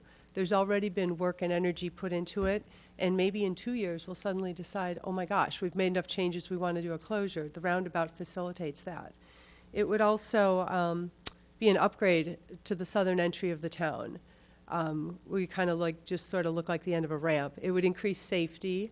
And as we're looking at even things like the post office or that land down there where people are talking about developing it, this would allow crosswalks, it would allow more safety for any kind of development that happens there in front of the hotel by rural supply, people crossing to the parking. And then separately, I was at the Meadows for an event, and the people at the Meadows were talking about the fact that when the roundabout was in place, the temporary roundabout that we had, it was much easier for them to turn out of Wood Road and make the left turn downtown.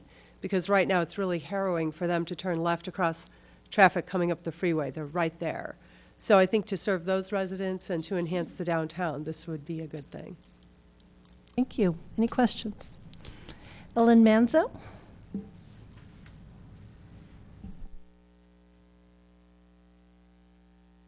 I came out of general interest tonight. Ellen Manzo, living in Los Gatos. I came out of general interest tonight, and I heard a couple things. Obviously, the traffic issue. I live off of North Santa Cruz, and I can attest to the fact that it's gotten busier this past year, this past summer. But the other thing I heard is about the revitalization for downtown, and I had an idea that I've been thinking about for a while. Scottsdale, Arizona is an area that has a lot of similarity, I think. It has an old town, very much like this area. It has a residential area surrounding a main little downtown.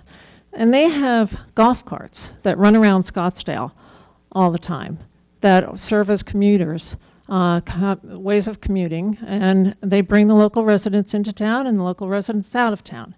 And it has several advantages. For one, it reduces the traffic in town. Second, it serves as a traffic deterrent, because if people know that they're going to get behind a golf cart, it's not the fastest way to get from point A to point B. Third, it serves as a way of offering charm factor. I think Scottsdale is viewed as a charming town. Fourth, it offers a way to raise funds for a nonprofit, for instance. They go on tips for trips. Now, this happens to be one of the nonprofits I have a personal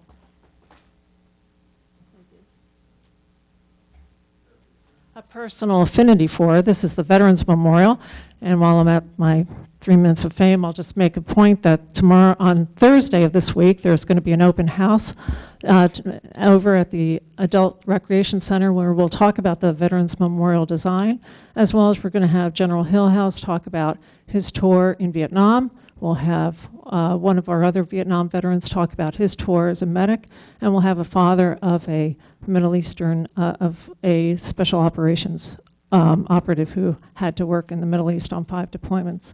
But long story short, I think the notion of potentially considering or trialing the golf cart concept is a great little way to get people in, get people out, get people efficiently in and out, deters traffic, creates a revenue resource potentially for a nonprofit, and it might be something to consider trying in the town.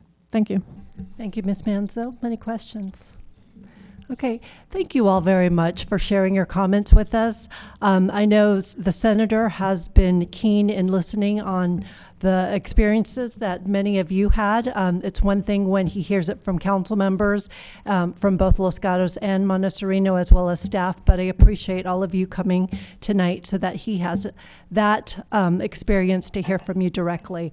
I do know that he does have to go, but Senator, do you have a couple comments you'd like to make? Share it to any advice on a state perspective, how that may be of assistance to us as we continue to pursue these strategies? Well, I thank you for inviting me to come. I enjoyed listening to the comments that people had about the deficiencies of the state highway. I enjoyed that. I have a thing I wanted to put up on the this is kind of I brought it down for the council and the benefit of the public. It's so I'm going to get that up there.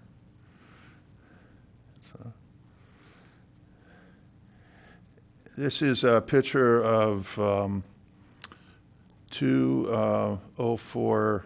Steve knows about this one because I talked to Steve about it. Los Gatos Boulevard. Los Gatos Boulevard. In 1890, that house is there with two giant palm trees in front of it at Statia and Los Gatos Boulevard. It happens to be where my grandparents lived for about 40 years. I know there's some people that lived here for a long time. Well, my family came here in 1930, and my dad graduated from Los Gatos High in 1941, then took off to Europe and so forth in the war, and came back and raised his 10 children with my mother in Cambrian area of San Jose. So, and I graduated from San Jose State also, and then I came, I guess people know this, I came here. My first job after graduating was working in the planning department over here in the planning department. And I enjoyed that, and then I stayed here and got on the San Jose Planning Commission and so forth. So now I'm a state senator, and now I'm chairman of the California State Senate Transportation Committee. And we were able this year to pass SB 1, which is the biggest infrastructure finance bill in the history of the state of California. I'm the author of that bill.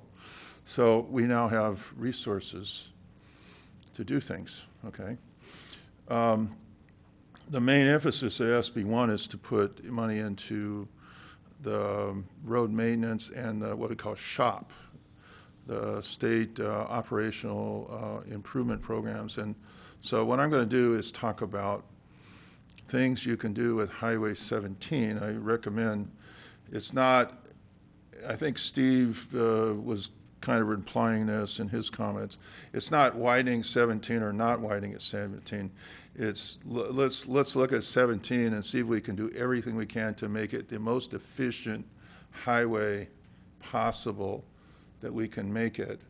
There was several comments by people. I think there was a comment about all these merges. I hate that too, because that's I put down on my list, do a highway 1785 cleanup on that. You know, there's a lot of the crazy things we can do to straighten that out. You want to get, a lot of people don't realize this, but people slow down when there's road maintenance problems. And you ever notice the condition of the roads when they get worse, people slow down? That's actually true. So if you drive up the mountain here, that's one of the problems. And I think you know, you kind of look at road maintenance. And then there's another thing I like to say is not the number of lanes, but how wide the existing lanes are. People slow down when the lanes are too narrow. They don't have shoulders. And if you give people a little more space, traffic can flow a little bit better. It creates a better flow of traffic. It's not necessarily, you know, some big massive project is what I'm saying. But I think the big project I would point out, though, is the interchange at Highway 9. And I'm happy, that's going to take a little more work. You can do that project and implement it in phases. You might think about the quick fix phases, then look at the bigger ultimate phase. It's already on the list of projects. So unlike widening Highway 17, the interchange at Highway 9 is already, it's on the Measure B and therefore eligible for state transportation improvement funds, okay? You know, there's already a bus to go to Santa Cruz, okay? Except, you know where that bus goes? It goes to downtown Santa Cruz. So if you're on the weekends, you want to go to the beach, the bus is useless for you, right? So if they had a beach bus, maybe that bus can be converted from a downtown Santa Cruz to it goes from the train station in San Jose to the downtown terminal in downtown Santa Cruz, right? So if they had a bus that maybe stopped a few places, picked up a lot more people, maybe had more frequency, but then did not go to downtown Santa Cruz, but went to the beach. You might get some people to take the bus, right? Because then they can just hop on the bus and go home. Wouldn't you rather go to Santa Cruz on the bus? They could even place something on the top where they can put surfboards or whatever else they want to put on top. And I think there's things like that would, it's not just one thing, it's several smaller little things. I think you as the council, the town council, and I know you're a town because I worked here for 3 years, you're a town, you can figure out and have the long, hard debates about what's best for your own local street patterns. But I'll point out that the Campbell way they did with Highway 17 is they did a study of Highway 17 and the Hamilton interchange when they were looking at that, and the Camden Avenue interchange, or the San Tomas interchange.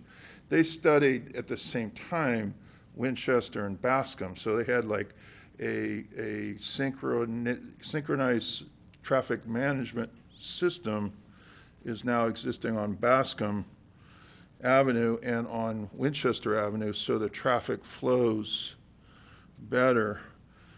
And that's one of the, they looked at the highway, but then they looked at the parallel streets, so that might be something you should do down here in Los Gatos. That might be a good idea.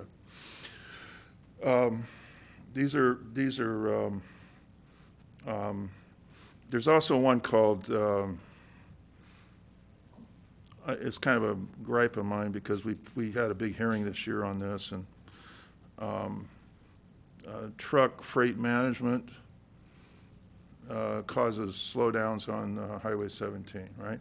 Does everybody agree with that? I think that's, so I think a freight management kind of plan for Highway 17 might be something to look at. You know, maybe they can go in the non-peak hours where it's not so crowded, and, you know, develop some kind of traffic management scheme cooperating with the highway patrol, you know what I'm saying? So I think that's another, you know, all these little things add to cutting back the congestion. You're not going to eliminate it, but I think you cut it back. More transit, I think, is a big picture answer. I'd also suggest, I just met with Saratoga and Cupertino council members, okay? And they're being very, very aggressive on their bicycle pedestrian plans that they want to have in their communities. Because, like, for example, Cupertino's having a lot of congestion. They're worried about, you know, Apple, Valco, D'Anzo Boulevard. They're kind of worried about the businesses, kind of the same kind of thing. So that they're focusing on something I face as a grandfather getting up in the morning, and my wife, and either my wife or I, you know, they start these kids at school so early. So my grandson lives with us, so he's a 9th grader, and he has to be at school at like 7:15 in the morning. So we looked at the bike lane that he was, you know, like my wife's either her or I'm driving him to the school. We looked at the bike lanes. We don't think they're safe enough for the kids. So we have a program that we doubled the money in SB1, safe routes to schools for kids, to make it safer for kids to either walk, ride their bikes. You know, they have like in Cupertino a plan to have barricades between the car lane and the bike lane so that people feel a little more safer. So anyway, I think those are, you know, traffic planning is a very important thing. My job would be to work on Highway 17, Highway 9 as well, and then secure funding for the town. That is part of my life and my heritage, as you can see. And that's 1890. I think it's one of the oldest pictures of that, 1890. I don't know if your historical society people have a picture of that. Oh, you have some old pictures in town. But that house was built in 1870. I told Barbara this, and you can see in the back, there's a carriage house in the back with a carriage and a horse next to it. And the hills and all that area around there is now developed with homes. And I think the young lady standing in the front, her name is Cohen, and I believe she was the founders of your women's history club that's across the street from the house. Okay, if you look at history of Los Gatos, she was one of the driving forces founding that women's organization in the town of Los Gatos. And that's her, I think she's about 10 years old right there in that picture. So thank you very much. I'll do the best I can for you. I'll continue to work with and let's not sell Los Gatos short. The food's better here than in Santa Cruz. Let's face it. You can get a lot better variety, and the food's better here, and you have more variety, and people you don't have to go over the hill to have a good dinner. You can stay right here on this side and have a good dinner. So let's all get on our bikes and go downtown and go to dinner. Okay, thank you.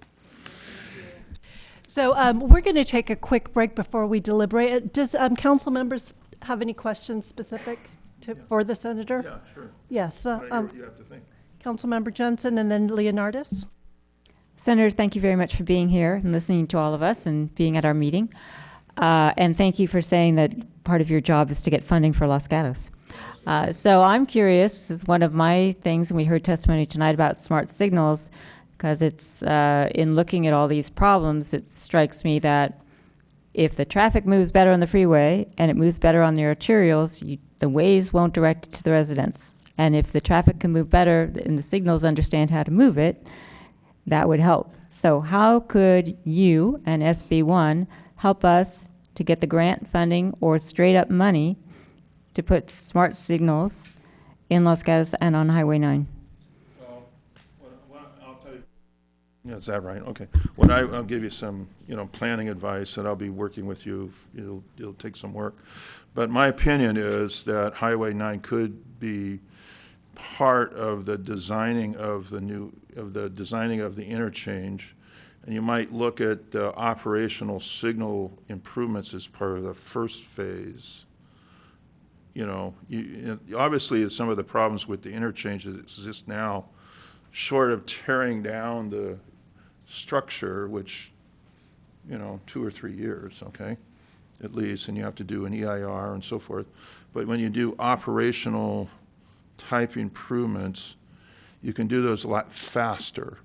So I think that look at widening your merge lanes and making them longer and doing some of those kinds of things on both sides. Try to fix up the interchange a little more on the operational side. And then at the same time, Highway 9 signal synchronization or timing or we call traffic management planning on Highway 9 could be done at the same time you do the project and present it as one package. Because if you do that way, it's already tied to a project that's already approved for funding, right? So I think that's the way I would do it. I'm just giving you advice on this. I think there could be some other benefits to the project. You might be able to have better pedestrian, when you finish the project, better pedestrian and bicycle access over the interchange. Just say that. Right now it's impossible. Would you send your kid walking over there to the high school? No. And then the other thing is maybe protect the high school by including sound barriers so we can have less air pollution and noise going to the high schools. Because I would say that's a preeminent issue. Also, when you build a new project, you should include the highest standards of landscaping and environmental protection as well as the project. So it should include like bicycles, pedestrian. If there was a good, think of it, if there was a good access, if you can get your bike across that Highway 9 or you can walk from Los Gatos Boulevard down Highway 9. Think of it. There can be people that just get out of their house, take a walk, go down, have a nice dinner, go shopping, walk across the highway back, and but they can't do it now. It's kind of a scary proposition for people. I don't know if you agree, but that's, yeah. Thank you, Mayor Sayoc. Senator Bell, I know the town well, as you can tell. you mentioned the truck freight management program. How Yeah, fast yeah. would our staff be able to work with the CHP to implement something like that? Well, this is very well lavishly funded by the federal government and the state government.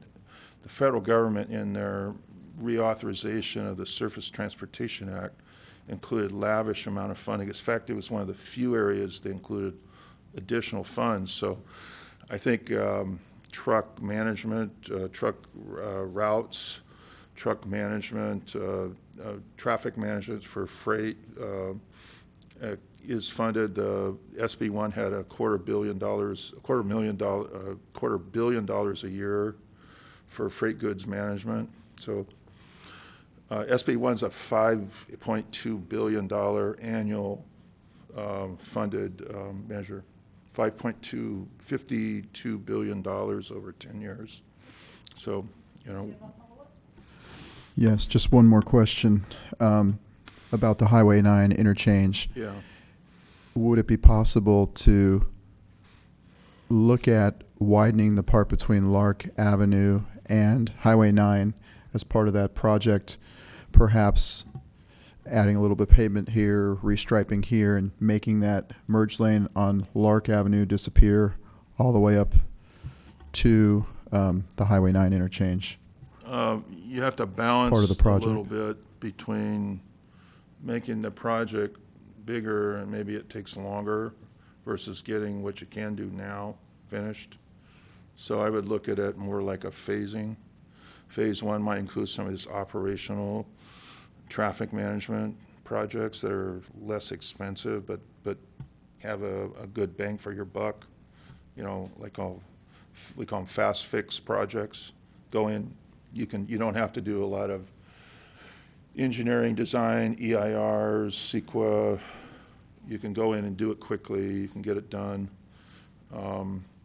She was right. There could be some things to I call cleanup on Highway 17, 85. I kind of feel that if we cleaned up Highway 87, 85, and 17, that in itself might, if we can get the traffic flowing good, at least past Lark Avenue, it's a definite possibility, right? I think a lot of people wouldn't jump off Lark Avenue and go down Westchester through your downtown area. You know, it might help a little bit. All these little things are little things. They can't solve the problem by itself. You have to look at it like a little bit here, a little bit here. All these different things will help, you know. But there could be a phasing with including of a study, a traffic management planning study on Highway 17. Could include all these different options, including the one you had, the zipper, which is now looked at. They're looking at technology that somebody in an office in the Caltrans traffic management office pushes a button and the computer zips to the traffic. But you don't have to have, you know, personnel do it. You can have it done by the computer management system. So Did you have a follow-up? It's a new technology is what I'm talking about. So, yes, one more, Mayor. That was my last question. I was going to ask Senator Bell what the feasibility of the zipper was. Yeah, it's been talked about, and I'm going to find out more when I'm going tomorrow. Tomorrow, the reason I'm leaving is I'm going to Denver, Colorado, and all the chairs of the transportation committees in state legislatures throughout the United States are having a meeting, and we're actually talking about technology like that in terms of traffic management, and then getting, you know, we have an existing system, and in most cases in urban areas, you can't really expand it too much. You have to look at what you got and make it utilized as most efficiently as you can within the right-of-way that you have. You can't like talk about knocking down homes on either side or throwing a freeway through the middle of a park, or, you know, like we have Wasona Lake here. You know, we're not going to wipe out that, or, you know what I'm saying? So we have to look at what we have and make it utilized as most efficiently as possible. So that's kind of, you know, and actually it turns out that that's not as expensive as trying to engineer and build something. You know what I'm saying? So based Yes. on the meeting that you attend in Denver, Yeah. I see one of your staffers over there.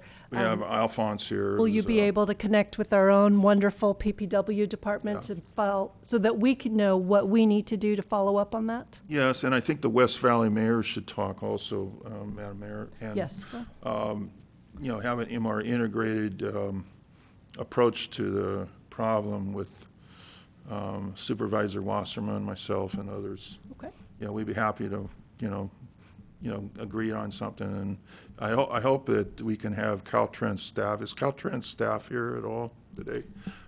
They will in the future be here at your meetings on these things, because I will tell them to show up for your meetings. Thank you. You know, so. Councilmember Spector? Thank you, Madam Mayor. Thank you, Senator. You're welcome. The issue that instigated all of this and all of these meetings has been the traffic apps, the wayfinding apps, and the town has been in discussion with some of the corporations, and we have, you know, we've been getting some input, but obviously this issue affects cities throughout California. And obviously the state of California has much more muscle when they're talking with Google or whomever. Is the state of California engaged in any discussion with any of these companies? Well, actually in Denver, they're going to be there. So there is I'll tell you how I'll just give you kind of the future. Okay, these same companies that do these apps are now getting cars that don't require drivers, right? So how do you think those cars are going to make decisions about where to go? They're going to use these apps that these same companies make, like Google or whoever, and they're going to have these apps tell the car where to go. You just punch in your destination. You tell them, oh, I want to go here, and then I want to go to Flight's restaurant by 4:30. How do I get there? You know, and then the car just drives through everybody's neighborhood to get to the restaurant, right? Well, I think what the city people are going to say is, we would like you not to drive on streets that are impacted, and there is going to be some discussion about, because these apps do force the cars to go into, you know, like right by, would you want them to go by a school where a bunch of kids are, and all of a sudden the app tells these driverless cars to go by like a school where kids are trying to, you know, like I take my grandson to school. Half those kids aren't awake, you know, and the rest of them have things in their ears and they're not paying attention, right? And so, like, it's kind of like we want to protect them, right? Steve, you know this. You know, am I correct? They're not even aware of what's going on half the time we're walking. They're distracted. They're very distracted, and then I think as a former principal, yeah. So I think we have to understand that this is the technology that's coming, that's going to be upon us in the next 4 or 5 years. I mean, we're going to have this technology, and think of how it works. And we have to prepare ourselves to protect neighborhoods, communities. That's part of what our job is as good planners, you know. So we have to get ready for it, right? So I think there is a need to look at it from a statute standpoint. I'm just giving you the argument. They might say civil rights or whatever, And I always remind them, I say, you know, those roads are built by local government, state government, and the users of the roads through taxes, gasoline tax mainly, and they're built by the cities and counties. And as far as I know, with the DMV, driving, and the officers know this, driving is a privilege. So how do you create a privilege for a driverless car, right? How do you define privilege? What a privilege to drive for a driverless car. You know, so that's a question. We have to answer it. We have to confront those things. And it might give you leverage. Thank you. So anyway. Okay. Vice Mayor, and then I think Okay. Senator may want to go. Yeah. Thank you, Senator Bell. Got work to do. You've answered some of my question, but let me go a little bit further. So last time we talked about traffic, I had suggested a study for exactly what you're talking about, improving the efficiency of 17, and I was thinking into the mountains also, look at certain corners, things like that. And staff's response was, well, we've missed Measure B. It's going to take us decades to find money to do these kinds of things. I had suggested a study. I think you're saying study is the place to start. You know, the real question is, how do we make it less than decades to do something? You're telling us around we already have a Measure B program around the 9 interchange, so we can do some things there. How do we get the rest of the efficiency? Where do we start? How do we get money? It doesn't look like any in our county it's all Measure B is really spoken for in projects already. So where else can we go to accelerate this? Well, you want to get it from the State Transportation Commission, chaired by Monte Sereno, resident Carl Gardino. He's the chairman of the State Transportation Commission. I'm an ex officio member. So the way it works is this, okay?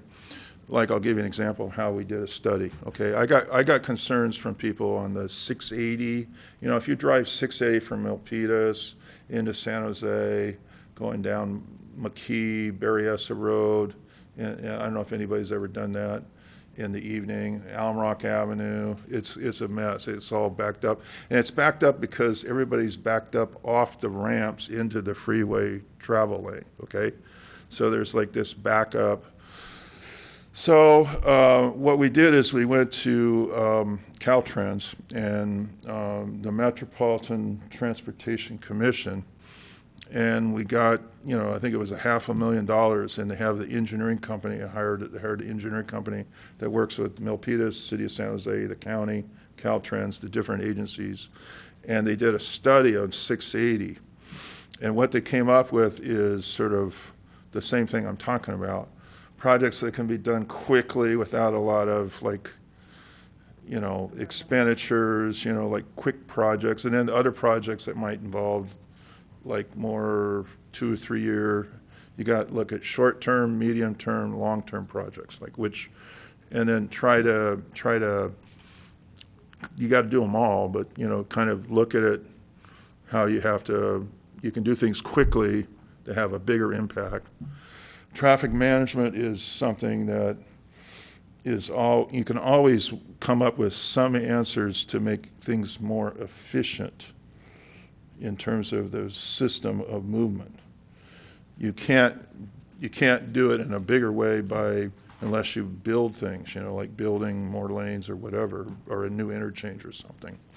So I think on that 680 study, from start to finish, I think it was 18 months, and it was $500,000, and it was like 12 miles.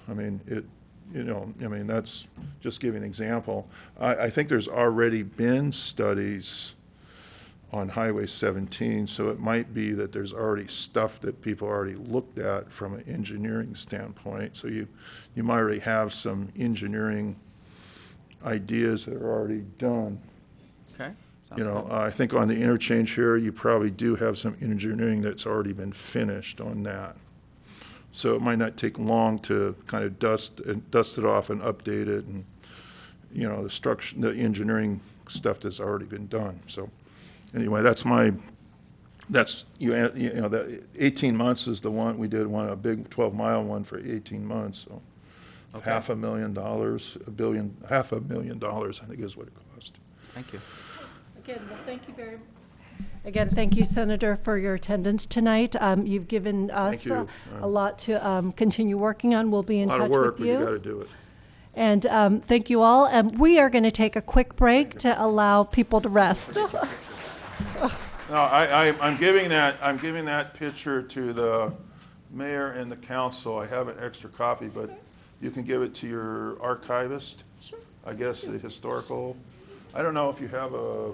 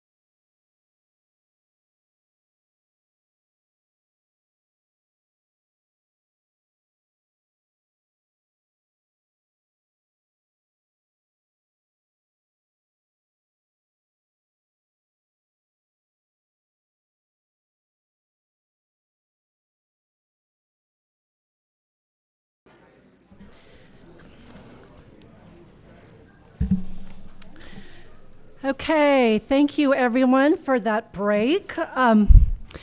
So council, any questions of staff? And eventually what I'd like to do is, I think staff would like some specific direction based on the various options in front of them.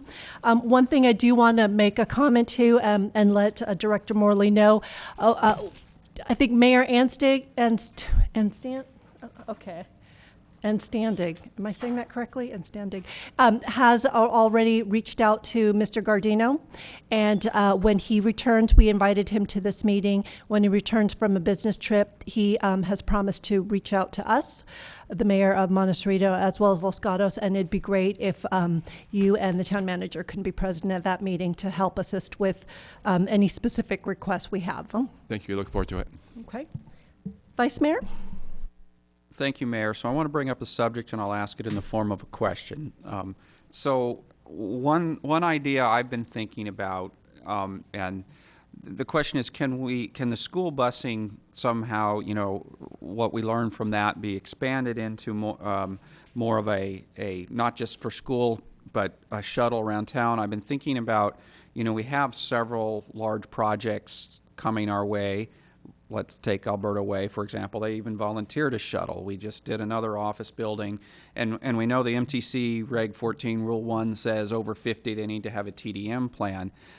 I'm feeling like we haven't really thought out very much what we want for TDM plans in this town. And one idea I was thinking is, well, what if we were running a shuttle that was getting people, let's say from the office buildings to lunch, so that there's, it helps parking in downtown, it helps vitalize our downtown.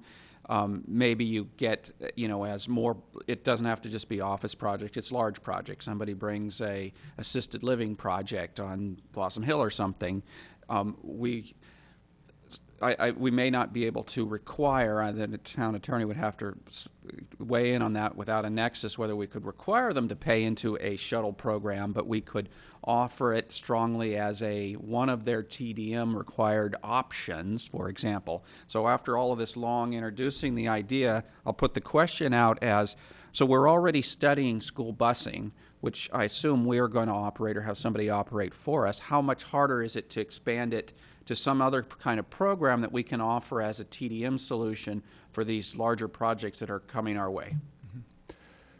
So a lot to that. So I'll start with a quick discussion on the TDM plan, and it is something that we've discussed. I think as we move towards a vehicle miles traveled analysis versus a level of service analysis associated with our traffic studies, it may become a natural fit to have things like a shuttle program that fit into that, and that's certainly a discussion we'll need to have with the council ultimately to identify what that starts to look like. So yes, that's something that ultimately I think is coming our way, and we'll need definition around it.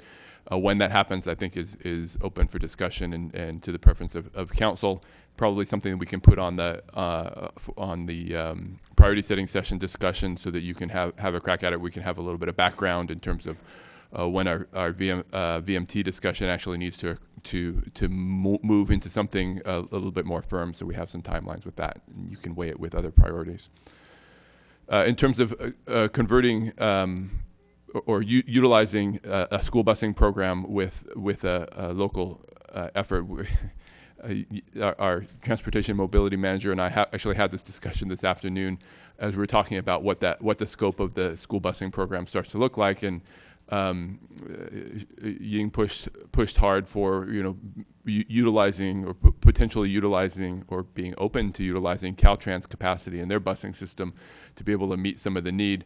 My pushback was, if you're putting your kindergartner on the bus, you're going to want to put that kindergartner on a yellow school bus and not on a transit bus from a safety perspective and a confidence in the program. So it becomes a little bit of a trade-off. So that will be something I think that we start to look at in terms of feasibility, because it certainly factors in on the cost side of things. So as we're looking at cost, it may bring the cost down to actually do a combined effort. So that's sort of where we've left it at this point. Lot to come out of the feasibility study as we do these evaluations and start to look at whether these things start to float or not. Thank you. Good answer. Okay, so let me just, real quick on the feasibility study. You mentioned that that is, you're about to, that's almost underway, soon imminent. How is the rollout of that taking place, and is there coordination with the school districts? So that's our first step. So this week we are meeting with the school districts to discuss the scope and the project with them, and to align and make sure that all the questions are answered, and that we're all on the same page. I will say that with that, the vision for that program was that it was going to be a Measure B funded program. Measure B has been delayed somewhat, so we may miss where we were pushing hard on the schedule and using an aggressive schedule to hit the next school year. We may not be able to do that because of the funding challenges associated with it. So the study may actually, the pressure may be off on the study in terms of how quickly we finish it, which is bad in terms of implementation, but good in terms of allowing us the time to do a really good outreach and connecting with the appropriate parents and ridership. Okay, and just one more question on the school busing. A lot of these, for example, the school busing, we've identified as a high priority already in our capital improvement as well as strategic. We're not reaffirming them in this study. If we are just, you're giving us updates that requires no further action with the assumption that it remains a priority. So we wanted you to see, first of all, to see and be able to take credit for all the work that the town's already involved with. I think it's impressive the amount of things that are going on, and the projects that the council has moved forward. So that was important, and it's also important to note that there's a lot of transportation related efforts moving forward, and so we are, as Senator Bell highlighted, we are incrementally addressing the issue. Maybe not all in one fell swoop, but there are little chunks that are being chipped away at on these projects. That said, if there's a project that you did not want us to move forward with, and I think the temporary roundabout on South Santa Cruz is probably a prime example of where we are currently sort of moving in that direction. And if you wanted to change our direction, we'd be looking for input on that now, and we would continue to bring it forward at council's direction at the appropriate time. Okay, I appreciate that clarification. Thank you. Councilmember Spector and then Leonardis. Thank you, Madam Mayor. The school bus program, what I used to call the Danville model, when I understand that you may have some uncertainty, but when will the study be done? And after the study is done, how long before, assuming that it's positive, how long before the bus would be rolling down the street? So from a process perspective, we need to complete the study, and Ms. Smith is going to tell us now where that's at. And then beyond that, we'll need financing in order to make it happen. So we have to go through the VTA funding process to get in line at Measure B and make sure that we get awarded those dollars. So there'll be a little bit of work in terms of how we get funding. VTA knows we're coming, but we still have to get that Measure B, those Measure B dollars aligned. And Ying, Ms. Smith, as a reminder, is our transportation and mobility manager. Good evening. Yes, that schedule is correct. We are looking at the implementation first. With the school service, we are really looking at the start of the school year because we're limited when we can start. So like Director Morley mentioned, we're targeting the school year 2019. So because the Measure B delay, 2018 is not feasible. That's pretty much the conclusion we got from VTA. So working backward, we're going to complete the feasibility, the first phase in the spring, and then go from there. Leonardis? Thank you, Mayor Sayoc. If I have to summarize the evening, I'm going to go down the list of what I heard from the speakers and then what I heard from some of the other council members.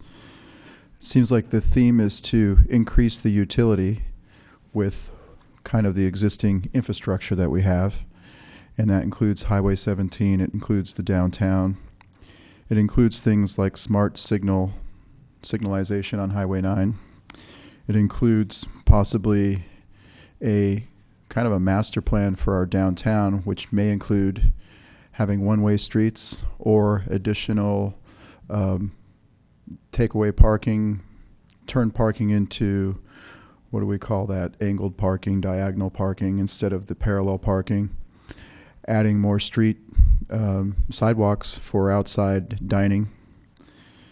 in an effort to be more competitive with other towns in the Bay Area that have done these types of things, such as Burlingame or Campbell or whatnot, to try to revitalize our downtown. And that's a whole separate theme than what we came to discuss this evening, but those points were brought up by speakers, so I wanted to emphasize maybe moving forward as part of our council's strategic goals, we consider something like a downtown streetscape makeover, and maybe we can issue certificates of participation bonds or something to fund it, come up with a master plan, and let's get moving on this. 28 years ago after the earthquake, we were the hottest downtown around, and now we are starting to fade a little bit because other places have built a better mousetrap than us.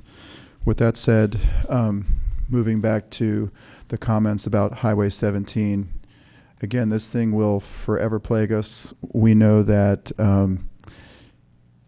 the traffic will never be less, especially on those hot days, and there will be only so much public transportation will relieve in that regard. But trying to get increased utility or increased functionality out of what is there. I mean, one could say, yes, you could put a double-decker on there and double the capacity. You can try to buy all the properties along the sides and blow up the mountain and make it wider. Those things will never happen. We're talking billions and billions of dollars.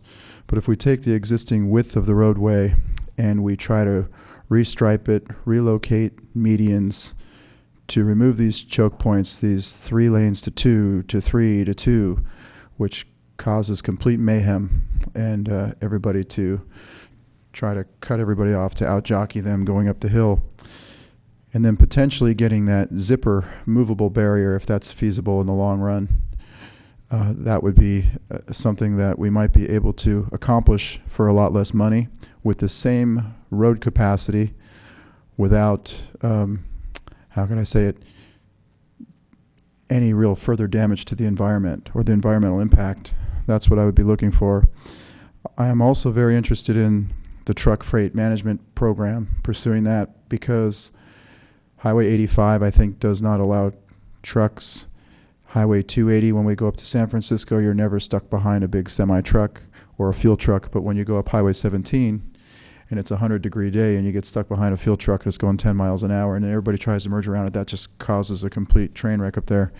So trying to utilize the times when the trucks are not going over on weekends, holiday weekends, at nights preferably, not during commute hours, would be a wise thing if it's not already been implemented. When it comes to the downtown roundabout, I look at that from both schools of thought. I mean, obviously it can slow traffic coming off Highway 17, coming into town by the post office, which I think is a good thing, because there's something called highway hypnosis, and you're coming off the freeway like 80 miles an hour and you start to get to the post office and you're still going 80 and like, oh, hey, I'm in a town. It's, you know, so if we had a roundabout there, that would be nice, as well as a sign that said, welcome to historic Los Gatos, like Saratoga has. That would be nice too. I would not at this time support a permanent closure of that that intersection, or I don't even like the idea of the temporary closures on the weekends. I think it is hurting our downtown businesses. I would like to go after the greater problem, which I think is the Highway 17 capacity. Really start pursuing, as Senator Bell said, those little things that all add up to big things. The Highway 9 interchange, which was brought up by Ms. Chen when she spoke, which I didn't even know was already slated. We already had funds. It was already a project that was being looked at. And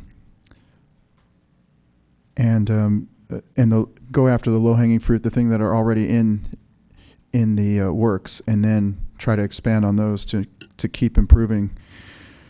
So don't support the roundabout permanent closure, but I do support the roundabout itself. If there was a problem with the roundabout at that location, I would even support a roundabout at the corner of North Santa Cruz and Main. I know that's kind of a radical idea with that intersection, but that could work as well. Anything else in my notes? That's it for now. So Thank you, Councilmember Leonardis. With each council member, understanding it's a study session, I'm going to just try and see if I can summarize, and then if I'm incorrect, please let me know.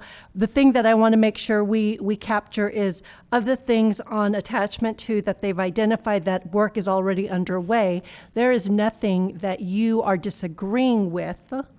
The only one that sounds like you have a disagreement with or has not made a decision on is the actual closure. But all that, is that correct? Thank you, Mayor, for bringing up that point. So I don't support the idea of metering lamps. I do support the idea of doing something. Again, that's not work underway. So I want to make sure that we're not, of the projects that staff has already put effort in that has been identified, actually, if we can, in red, there's no directional change that you and or council is asking of Can tonight. we blow it up a little bit? Ms. Lombardo, can you put the Excel spreadsheet up?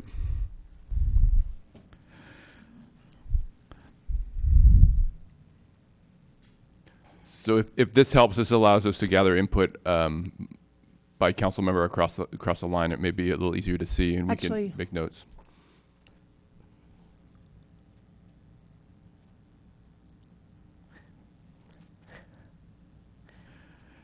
Everything there I agree with.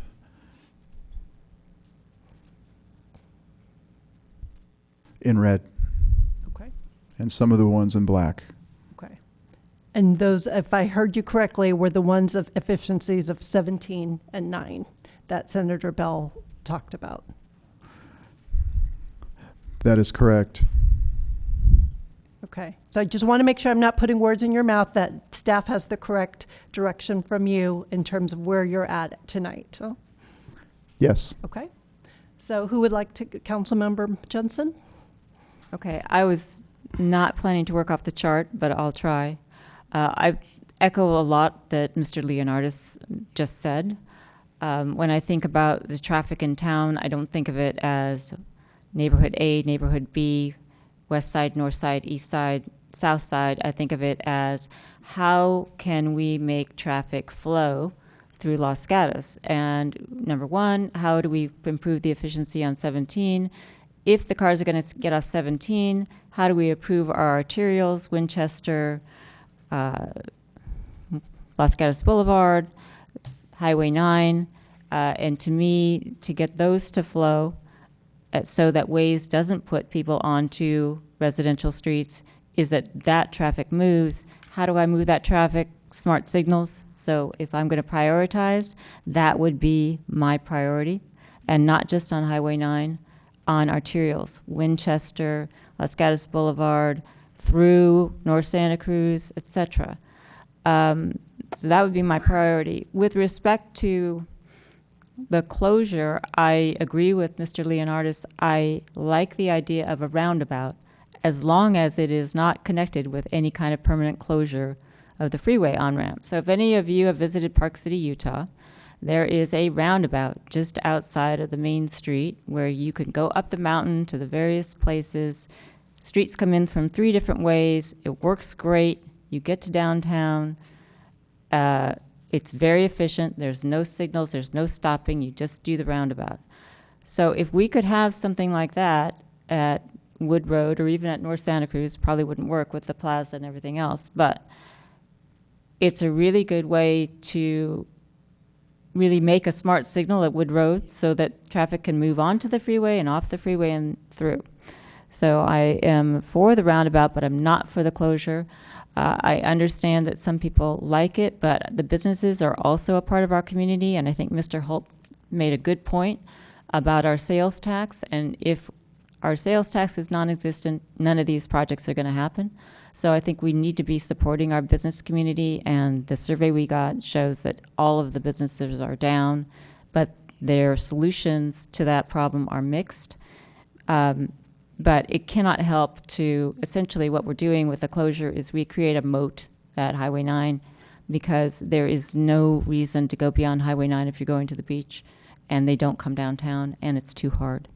And I don't think that that's kind of the burden that we should put on our businesses and it doesn't help the town as a whole because the impact of that spreads throughout the town, not to one neighborhood or another, but throughout the town. And I see my job as doing the best thing for the entire town. So with respect to those other ones, I would like to see a pilot, as I questioned, on a one-way on North Santa Cruz. I think it potentially kills two birds with one stone by allowing some relief for the businesses and give it a try. I mean, I understand the liability things, but we did close a freeway with a movable sign. So I think it's doable. So I'd like to see us give that a try.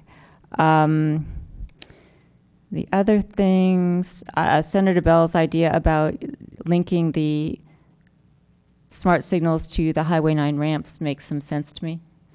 And it is, in fact, unsafe to cross over the Highway 9 freeway if you're walking, which I do actually more than I should. So I know that it's not safe. The freeway changeable messages, I like that. I think it's easy. The infrastructure is in place. And the fact is that Waze and whatever you get gives you data on your travel time, and it directs you with a shorter travel time. You can get there 1 minute faster. And I know for a fact that my friends go like, oh, 1 minute faster, okay. But you have to provide information, because all that Waze is doing is giving information. So if I get information from Caltrans, I may do that, and to me that seems like a really easy one to do. And I wouldn't worry about manipulating the facts. The facts are what they are. And you're going to get them on that message board, or you're going to get them on your app. So why not put it on the freeway for the one person who doesn't have an app or who's not looking at their phone while they're driving? So the rest of that, the red things I am fine with, but again, roundabout, but no closure, and I would end the closure for next year. Would anyone, Vice Mayor? Thank you, Mayor. So let me start with supporting the downtown businesses, which I think is important.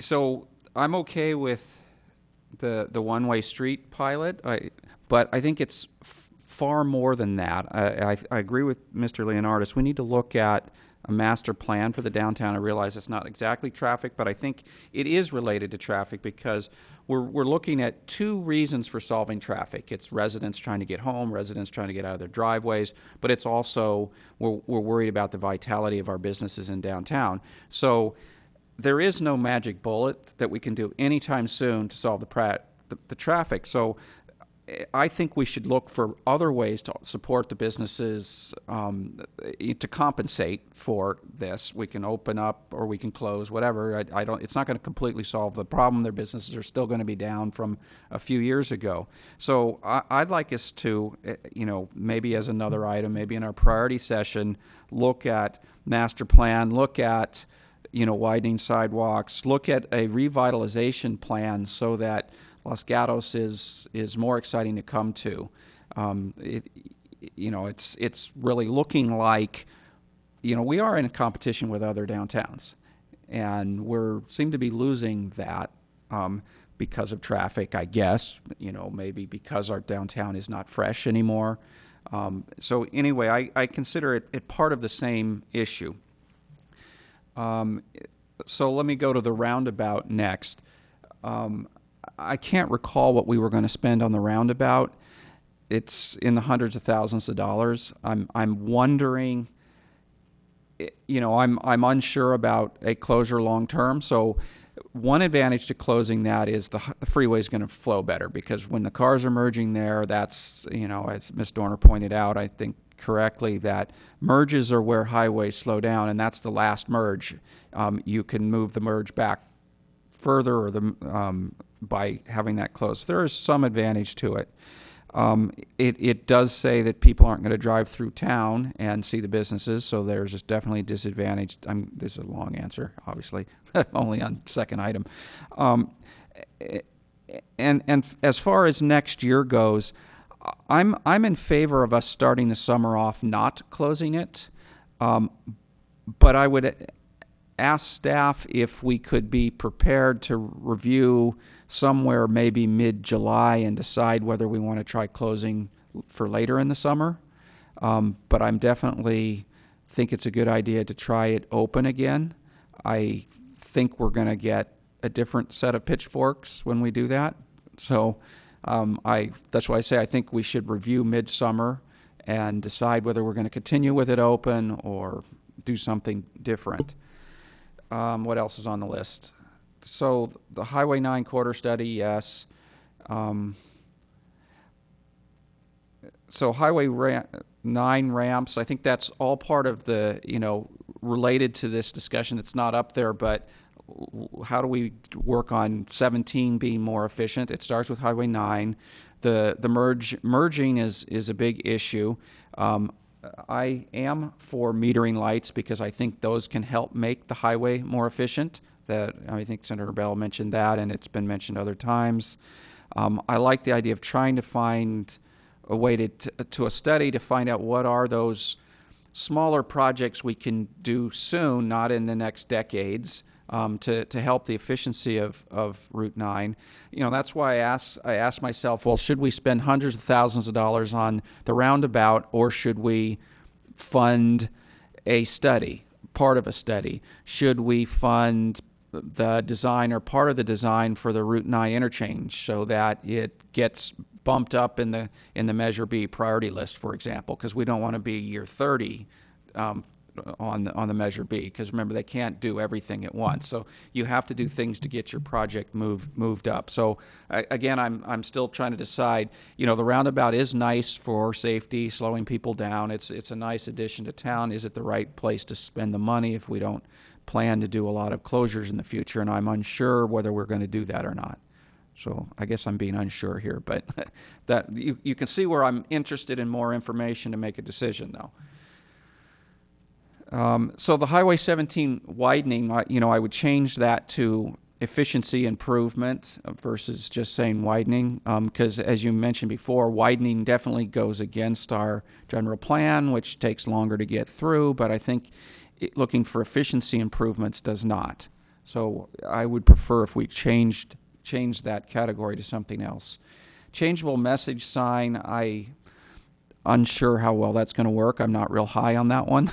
I'm not going to say don't do it because I don't think it's a high cost. Some of my favorites are I put a big star in my iPad here is the last three, 12, 13, and 14 are definitely ones that I think are high on my priority list.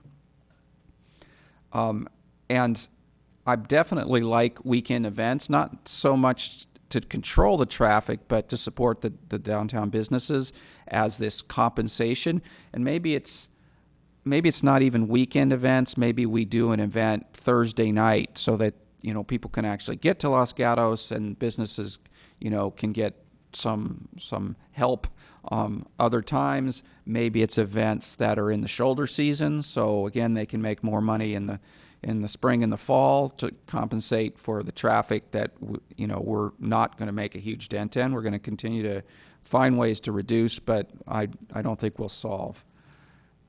Working with mapping companies, we already said that let's see what kind of progress we can do there. 'Cause that could be part of some other solution. The big part of the mapping is trying to keep them out of the neighborhoods. I don't think they're ever going to not be on Los Gatos Boulevard or Winchester, which takes people 45 minutes to get home. The complaints about I can't get home, I don't think we're going to solve that with mapping companies. But if we could solve potentially the neighbors that can't back out of their driveways kinds of problems. At least let's keep it on the arteries or the bigger collectors. What haven't I covered here?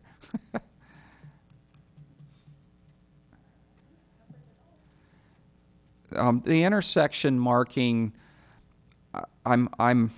it's probably not a lot of work, but I hesitate how much effect it's going to have, so it's not high on my priority list. And I said yes for reclassifying the town streets. I don't think we got that in there. And the Highway 17, I'd like to call it something else. So I think I've exhausted my thoughts. Member Spector? Thank you, Madam Mayor. All right. And thank you, staff, for the list, so we can follow ourselves. Roundabout at Wood Road, yes. And the yes is because it could serve a lot of objectives. One, it would be, an introduction to the town when you're coming off of 17. It could slow you down. It will slow you down when you're coming off of 17. That's good. It's an introduction. It slows you down. It could be a bar to people getting onto 17 from Los Gatos if we need that for an emergency reason. So I know it costs money, but it doesn't cost so much money that I wouldn't do it. And as somebody pointed out, it also makes the ingress and egress of Wood Road better. So all those things are good. With regard to whether or not we should use it as a way to stop traffic from going through the town and onto 17 during the summer, two thoughts about it. One, to try it with it and without it, that seems okay. The issue with trying it and then coming back in the middle of July and seeing what's happening in town probably won't work because we don't meet. And if we have to wait until the end of June, until August, that would make me concerned. And the reason it would make me concerned is because when we first had this issue with 17 and the wayfinding apps in 2015, I know what the traffic was like in downtown Los Gatos. The parking lots were empty, and the cars were going down Santa Cruz Avenue. They weren't stopping. The traffic coming the other way, coming north, there was hardly anything, if there was anything. So we had the cars going south, heading for 17, and they were hardly moving, if they were moving at all. And then so they filtered into the neighborhoods. So I have real concerns. Because I'm such a reasonable person, if somebody said, well, let's just try it for a little bit, I wouldn't object to that, but because I have real concerns that it would work to leave it open and that we wouldn't have a realistic way of addressing it after the quickly, again, that really gives me concerns. The Highway 9 corridor study, yes. Downtown one-way streets, I would go along with that if we could turn that around quickly. And I'm not sure about that. So that one I'm going to go with unsure. Highway 9 ramps to 17, yes. Freeway changeable sign. I'm not going to go along with that one only because I'm not sure that it would help us, and it might hurt us. Because I could be driving down 17 going to Santa Cruz, and it would say 90 minutes to Santa Cruz, which would be realistic, but then I would get off in Los Gatos because it might be faster. Reclassifying the town streets, absolutely. Work with the mapping company, absolutely. Weekend events, absolutely, although I agree with the testimony that we had, or maybe it was a staff report. I'm not sure if that has any impact on traffic, but it does bring people into town, so that's a good thing. Traffic signal update, yes. School busing, oh, I've been waiting for that for a long time, so that's a yes. And the auto trip reduction initiative, yes. So let me look. Can you capture line 5? That's because nobody else said anything. So I just left it blank.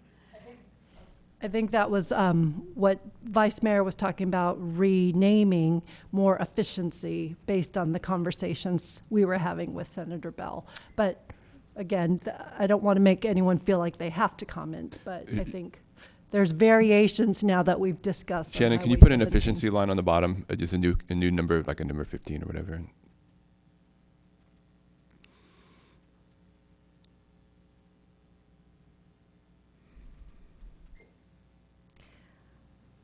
Because Highway 17 is so complex, I am not going to say yes to Highway 17 efficiencies, because I never say yes to something when I don't know what it is, and I don't know what it is.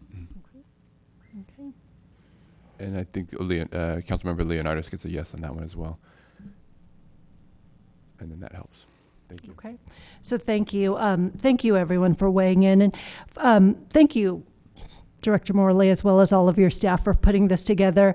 I agree with Director Morley in that a lot of this is repetitive, but oftentimes we have people in the audience that are coming in at various times and may not be aware of all the various efforts that are underway.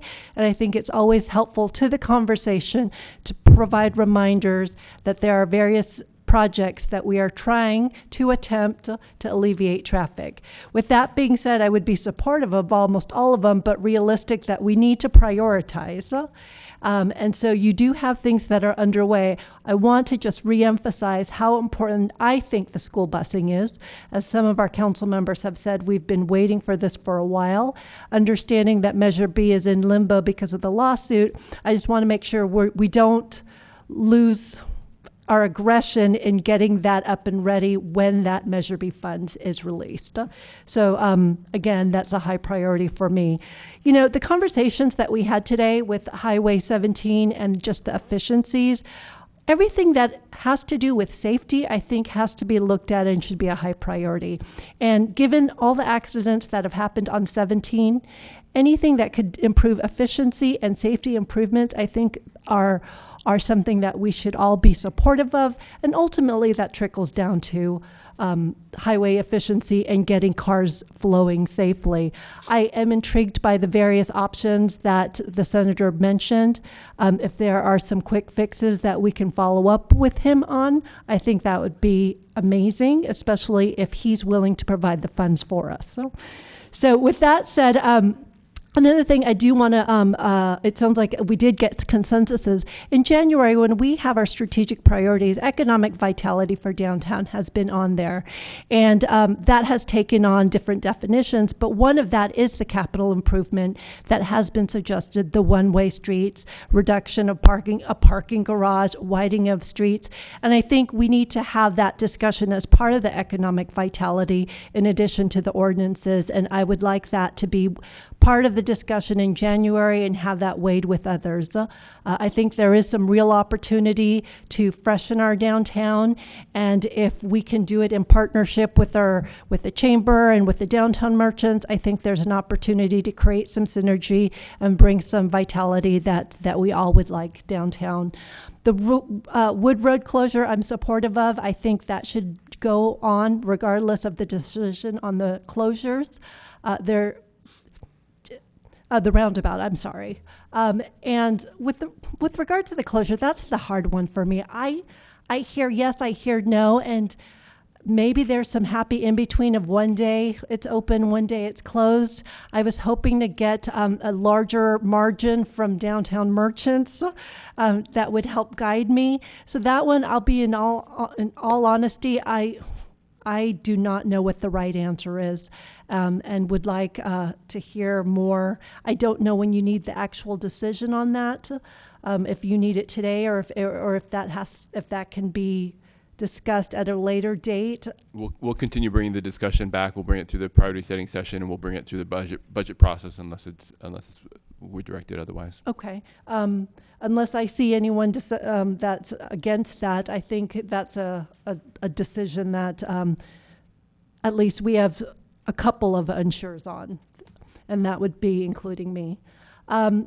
So with regard to that, again, these are all issues where I know you and your staff are pursuing, and I hope that it gives you reaffirmation that these are areas that we'd like you to pursue. And again, I think we have some funding opportunities and new support from our senator as well as some of our partners. And if there's anything else that anyone in the audience feels that they would like to bring forward or help us with, I think that would be well appreciated. Councilmember Leonardis. Thank you, Mayor. I have a question for staff. I was under the impression that we had to continue to set up the temporary closure at Wood Road at a cost of $200 and something thousand a year for several years to gather data to give to Caltrans so they would let us build this roundabout. So what stage of the process are we in with that? So at this point, I think we have a significant amount of data from the collections that we've already done that can inform the project. So we're good from that perspective. A continued closure would simply provide additional experience in relation to the project for weighing throughout, and it would be the council's discretion on whether that's something that we should continue with or not. So it's more linked to the other direction. If you did not want to move forward with the project, then doing an ongoing summer closure would be difficult to sell. Yes, I mean, they don't go hand in hand. But I do, as I've said before, you can't continually do the temporary closure without the end game being a permanent type of roundabout there. And it's not really dealing with the closure. You just can't really do that temporary roundabout without having a permit process that you're trying to get to the end game. So you don't have to do the temporary closure in order to pursue the permit, but you couldn't do the temporary roundabout without pursuing the permit. So if I understand the process correctly, we no longer have to spend $200 and something thousand a year to do the temporary closure and gather any more data. At this point, we go to Caltrans with the data we have and their blessing, we hope, because it's their property. We need to get permission from them. And then we can issue, once we get permission, an RFP or something for the design and the build, and we figure out how much it costs. That's essentially correct. So we're working through the conceptual now that will inform the permit process for Caltrans. So what type of permit we need from Caltrans and what that looks like. So that'll be the next step as soon as we're done with this initial conceptual design. After we finish that, Caltrans will provide us feedback sort of springtime on where we're at, and we'll be able to move forward in terms of a determination of next steps, including the permit process, the budget, and a little more firm timeline on construction if that's the direction the council wants to go. So right now we're hearing a bit of a mixed message on the summer closure at the roundabout. So we'll continue to carry that forward. We'll bring forward the budget estimate and the costs associated with that until we get a firm direction on that one way or the other. Councilmember Leonardis. Thank you, Mayor Sayoc. In order to get clarity about the temporary closure, I don't know if we needed to add another line to our spreadsheet, but for me that would be a no on the temporary closure. And we can probably get it all resolved this evening if we all voice our opinions and save some time. Actually, we could, but if people have made their decision. So, yes. I certainly would think from and I might be shot for this, but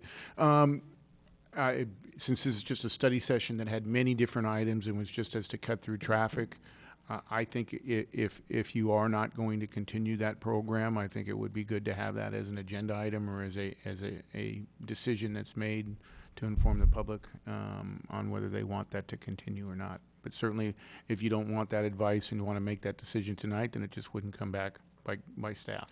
Okay. Councilmember Jensen?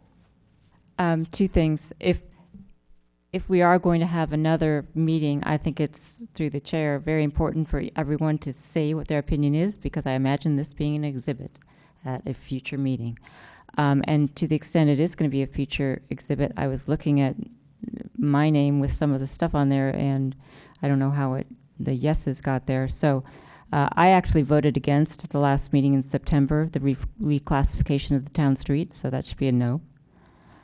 I don't recall saying anything about mapping companies except for uneducated opinion about how they work, but I don't think we should be spending time with them. So those are the two corrections. And then my opinion on the closure is stated correctly, I think we should not go forward with it. So it's a no. Okay. Are there any other corrections anyone would like to make? Yes, Councilmember Spector and then Vice Mayor. Thank you, Madam Mayor. I guess I would need more clarification from staff.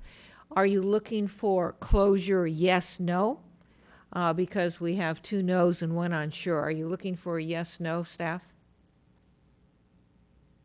Yes. All right, because if it's a yes, no, then for me it's yes, based upon the experiences that I personally had and that I saw with the community when it was open. Vice Mayor? Thank you, Mayor. So on that one, I really have to put the word partial there because I don't think we should be doing the one we did this summer. I've actually argued all along we shouldn't do Sunday at all, and I've made the comment that maybe we should try it without, but be ready to add it back if we need to. So I want to put mine down as partial. Okay, that's captured there. And since I guess there was a request for more information on there for myself, highway corridor study, yes. Downtown one-way streets, I mean, it's going to be long, but part of economic vitality plan. And so it's, I don't know how you want to capture that. The 9 ramps to 17, yes. I would put skip widening, but freeway changeable message. I'm going to leave that blank. Reclassify streets, yes. And then go down to mapping company, yes. Weekend events, yes. Travel, yes. Yes. And then efficiency, yes. And then with the closure, again, that unsure could also be a partial. I think I don't believe I know what the right answer is. And so that's what's making this one a difficult one. We can bring that back for a in-depth discussion with additional information. If it helps, we can cover it if there's time allowed at the priority setting session, depending on what else we want to talk about at that particular point. But let us maybe frame the conversation, but at some point we will need some direction. And I think what would be helpful is, what does partial mean? Are there options in between a yes and a no would be helpful. We can frame some ideas around that, and maybe we can come to something else for you to consider. One idea that I did want to pursue, I forgot to ask.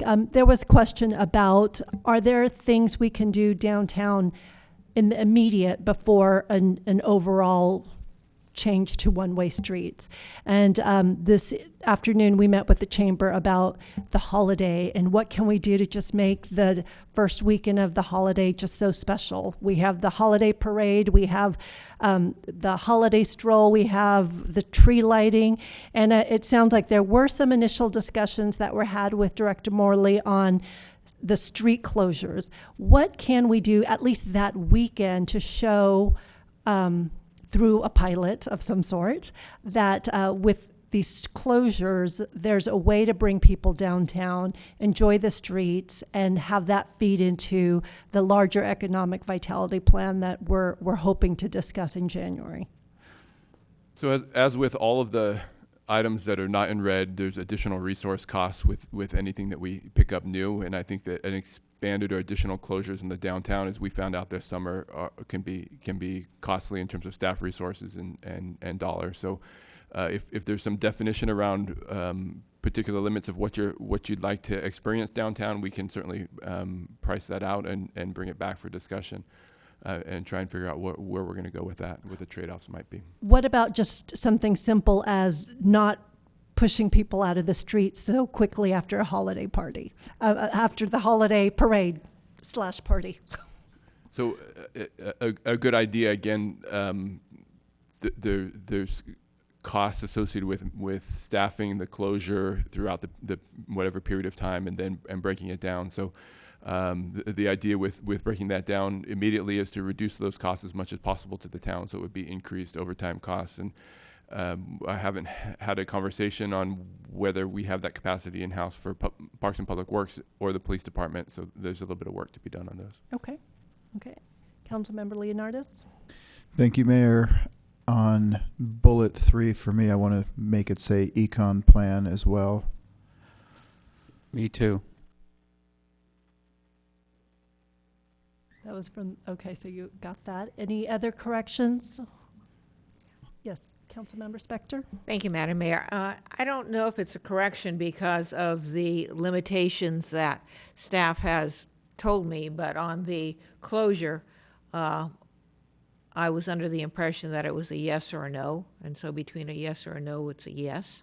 The truth is, I want more information. That's my real answer. Okay, so any last, yes, Councilmember Johnson and then Leonardis? Okay, well, if we're going to fix it, I'd put a yes under my name for ramp metering. And I still believe that the one-way streets on North Santa Cruz is a traffic solution, but it's also a vitality solution. So if I can have a yes plus econ plan.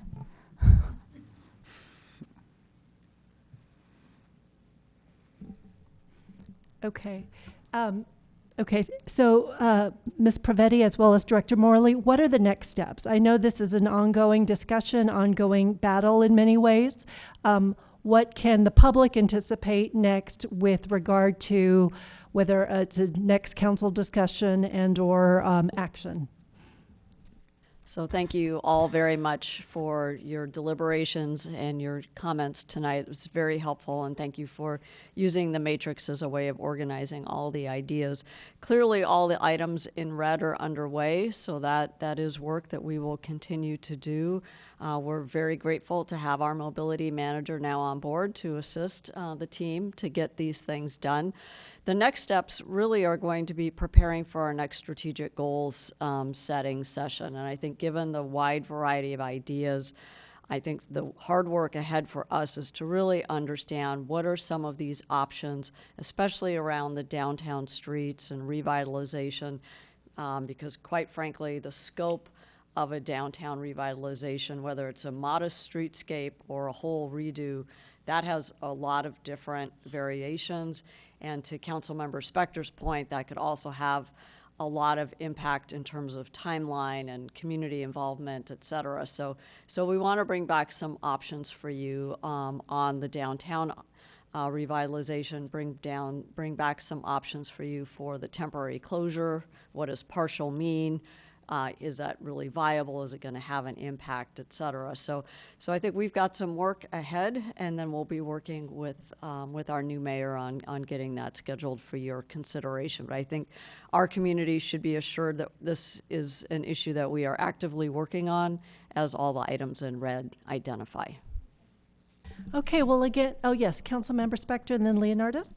Thank you, Madam Mayor. A question of staff, because I know the people in the room, I know the people in the community, one way or the other, have questions and concerns about the closure, whether they want it or they don't want it.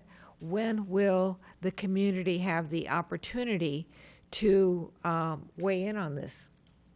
Well, we've been gathering public comment ever since our last discussion in September. So the comments are still coming in, and we welcome them. We will be updating our traffic website where we've got all of this information, as well as a Q&A about the traffic situation. So we'll continue to gather that public input. Again, I need to work with the new mayor on scheduling for these items. So I can't, at this point, give you a timeline. Thank you, Madam Mayor. I guess my question is, will the community have the opportunity to weigh in on that issue in a more directed way other than as a part of an overall traffic plan? Yes, and I think one thing I'd like to discuss with my own team after this session is really what is useful in the priority setting session and what is really useful as a separate agenda item. So some of these items may take more than one council discussion, given the complexity, given the different options, et cetera. So we may have to think of a couple of different ways to allow for the community to have a voice, but also allow you to come to a decision so we know what we should actually be putting into our budget for the coming year. Thank you, Mayor Sayok. There was comments from the speakers about the holiday parade dare I say, the Christmas parade, being on the Saturday morning and how that impacts the businesses for the full day on one of the best shopping days of the year. And when I was a kid, we had our Christmas parade in Cocoa Beach, Florida at nighttime. And I thought that was really cool because you could do a lot with the lights. So I don't know if there would be input from the community that should be heard about possibly relocating the parade to a different time, an evening parade, or a different day, which was brought up by the businesses. And I don't want the people from the Lions Club to get mad at me, or the police department. I just thought I would throw that out there because it was brought forth by the business community here this evening. Okay, any last comments? Okay, so again, staff, thank you very much. This was a very thorough document, and we appreciate all the work that all of you have put into it. Thank you, audience members, for staying with us tonight. Meeting adjourned.